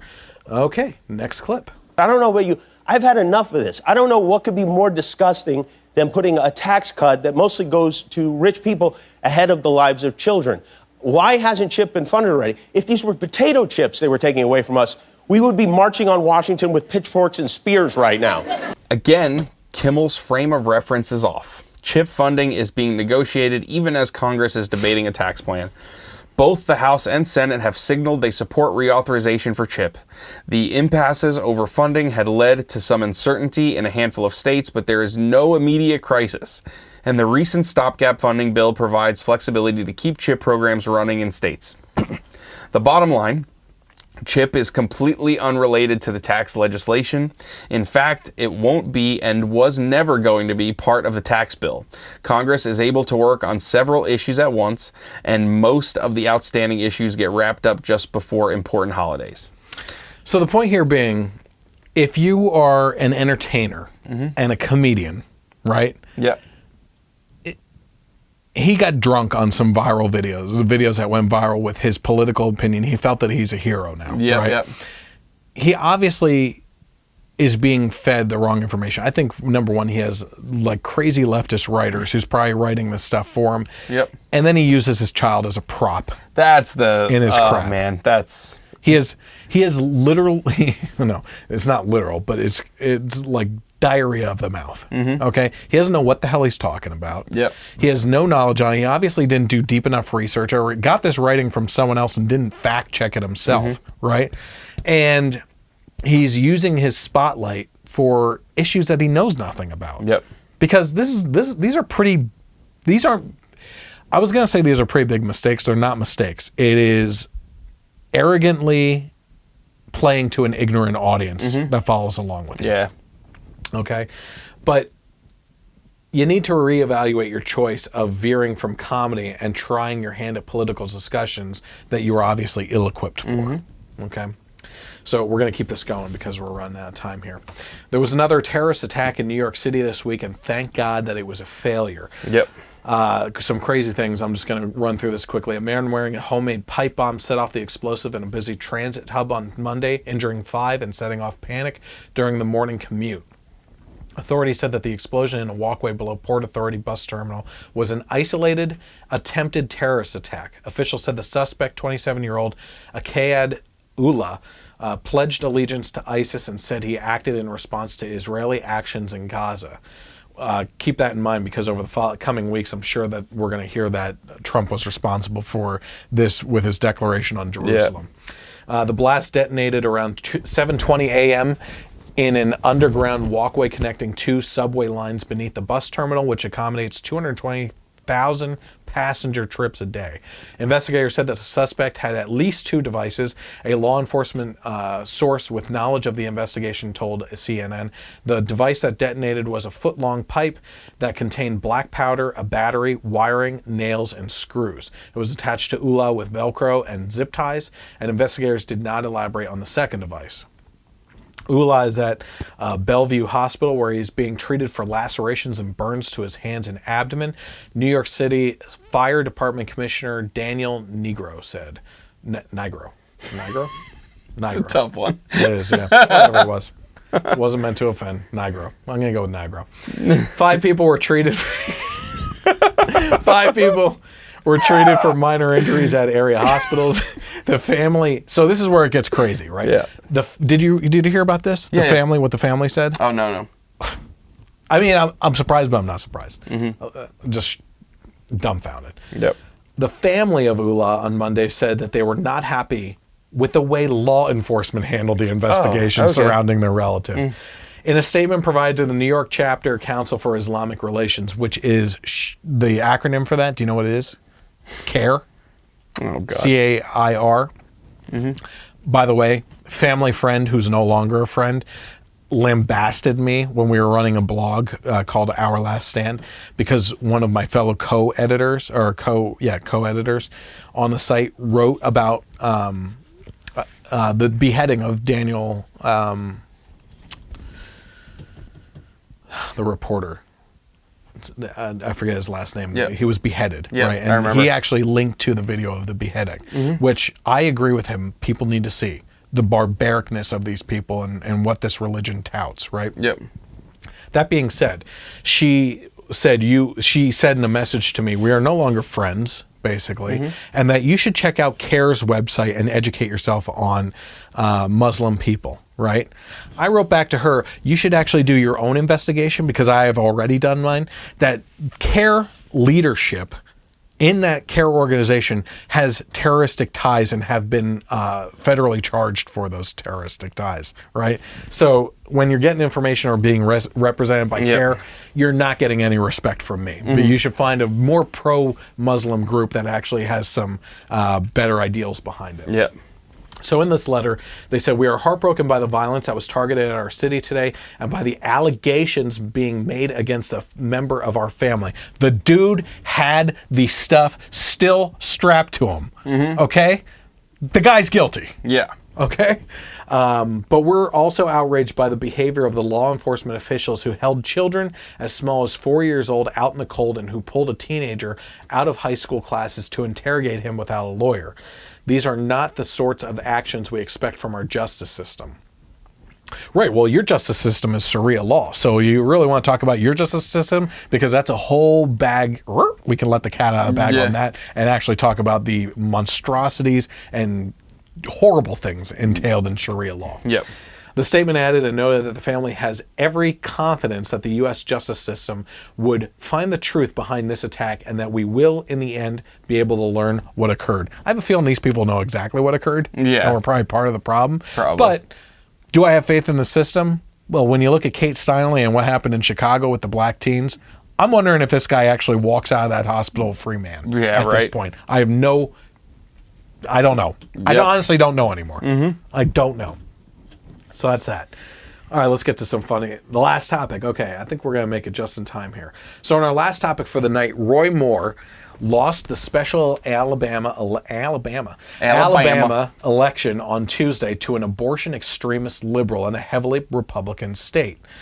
Now, we're going to quickly go over some of the topics here. Accusations against Roy Moore included that he dated a 16, 17, and 18-year-old when he was in his 30s, but Age of consent at that time was 16, and he also asked the permission of the parents. Creepy? Yes. Illegal? Illegal? No. Yep. Right. There was also the accusation from a woman who was 14 at the time that he touched her over the bra and panties. Okay, or underwear, whatever. Yeah. That's kind of a disgusting word to use with a 14-year-old. Yeah.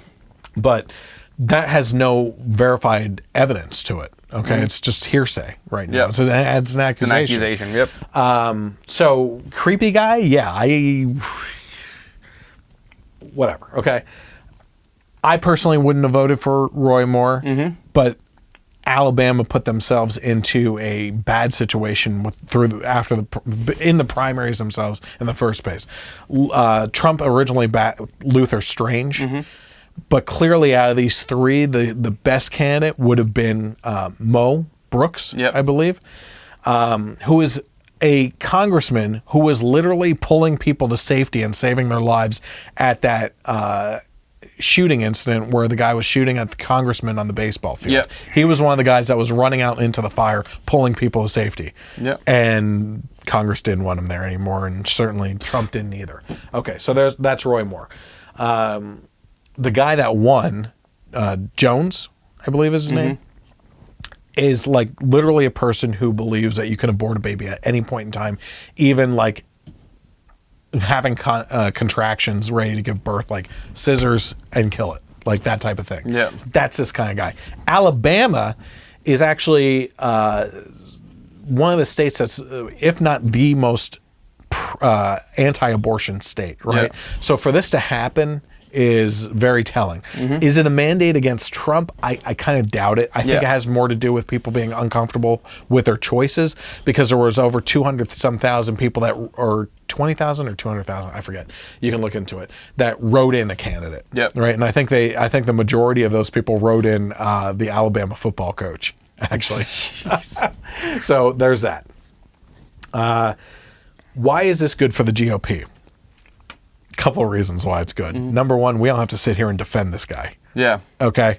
I wasn't going to defend him anyway. I don't think we've defended him at all so far. We talked about the stories in regards to him, but I don't think we were defending him, nor do... The only thing I defend on this guy is that these are accusations. Show me proof, because the burden is on the accuser, not the accused, right? You are innocent until proven guilty, not the other way around, which is what society would have you believe. Okay? Another reason why this is good for the GOP, the talks were that they weren't going to allow him to take the seat anyway. So now we don't have to have that discussion. Yep. What's kind of crazy though is last week we talked about Al Franken resigning, and he resigned to show to show the public that his party was taking responsibility and clearing house of those sexual harassers or those accused of it, right? And that the Republicans should do the same, because they shouldn't allow Roy Moore in. So he said he was going to take a couple weeks to leave and resign. What a weirdo. But Al Franken. But in this case, what's crazy is now he's resigning and Roy Moore isn't even coming in anyway. So now he's kind of up in the wind, like out there, like, I'm resigning because Roy Moore's coming in and Republicans are nasty and they should be clearing house too. Well, he's not there. He's not going to be there. So Al Franken's kind of like left waving in the wind basically by the DNC, who used him as political fodder, essentially. Why is it bad for the GOP? Well, you have a vote against you. Yep, you lose a seat. You lose a seat, obviously. But maybe we should have seen this coming. Yeah. I think I said this in the beginning of the podcast. There were some signs, right? So some things were public, and there's some videos floating around out there that maybe he's not such a good guy. Yeah. So him and his campaign had some things and appearances on the news that were not so good for public perception. Let's take a look at the first one. You were, I assume, a supporter of Ronald Reagan in the 80s, but he said that Russia was the focus of evil in the modern world. You could say that very well about America, couldn't you? Do you think?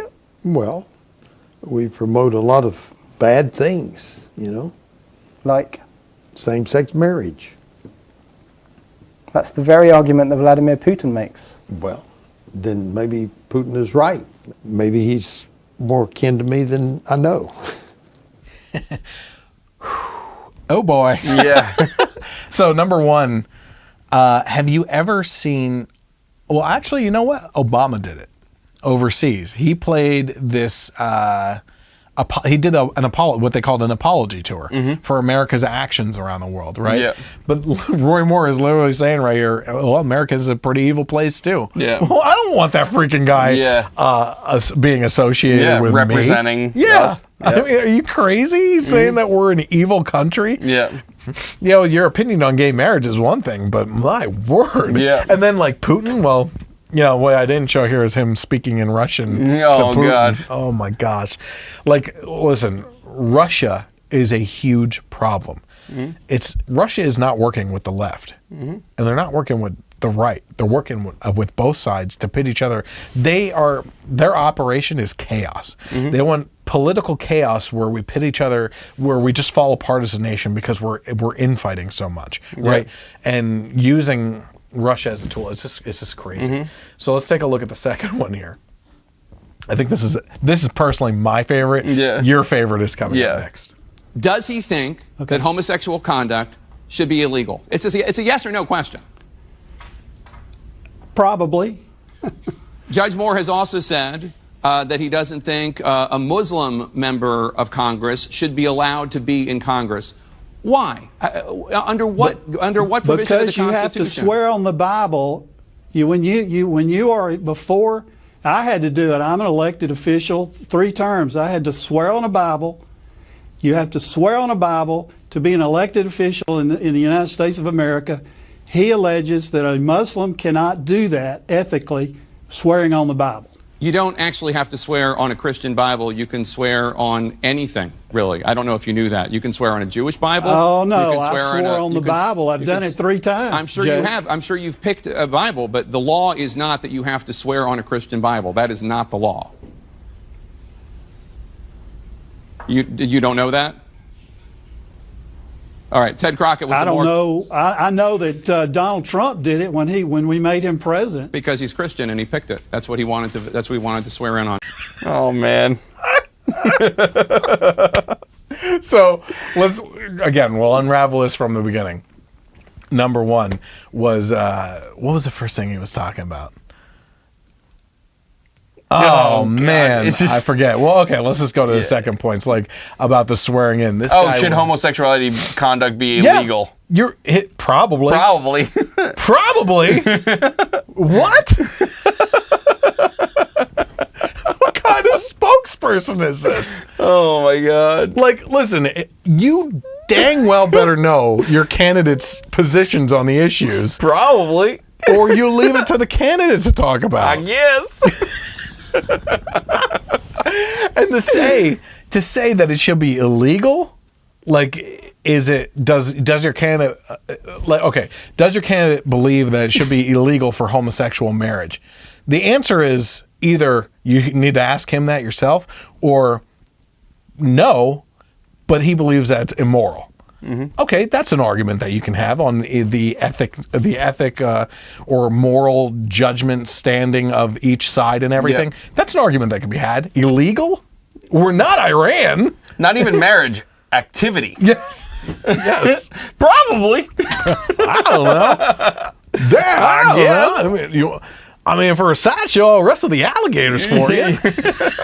But ridiculous. Yeah. Then he goes into swearing in.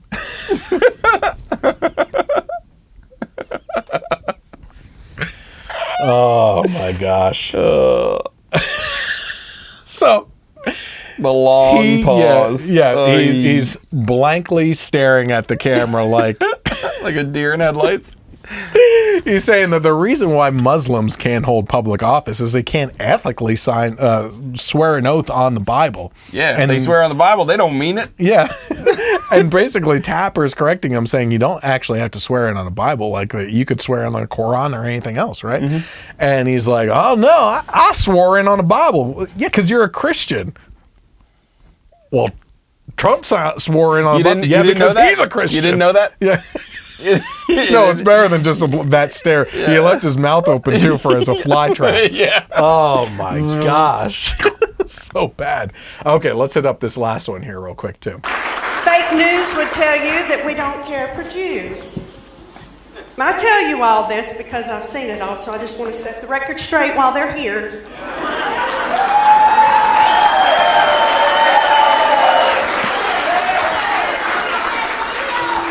One of our attorneys is a Jew.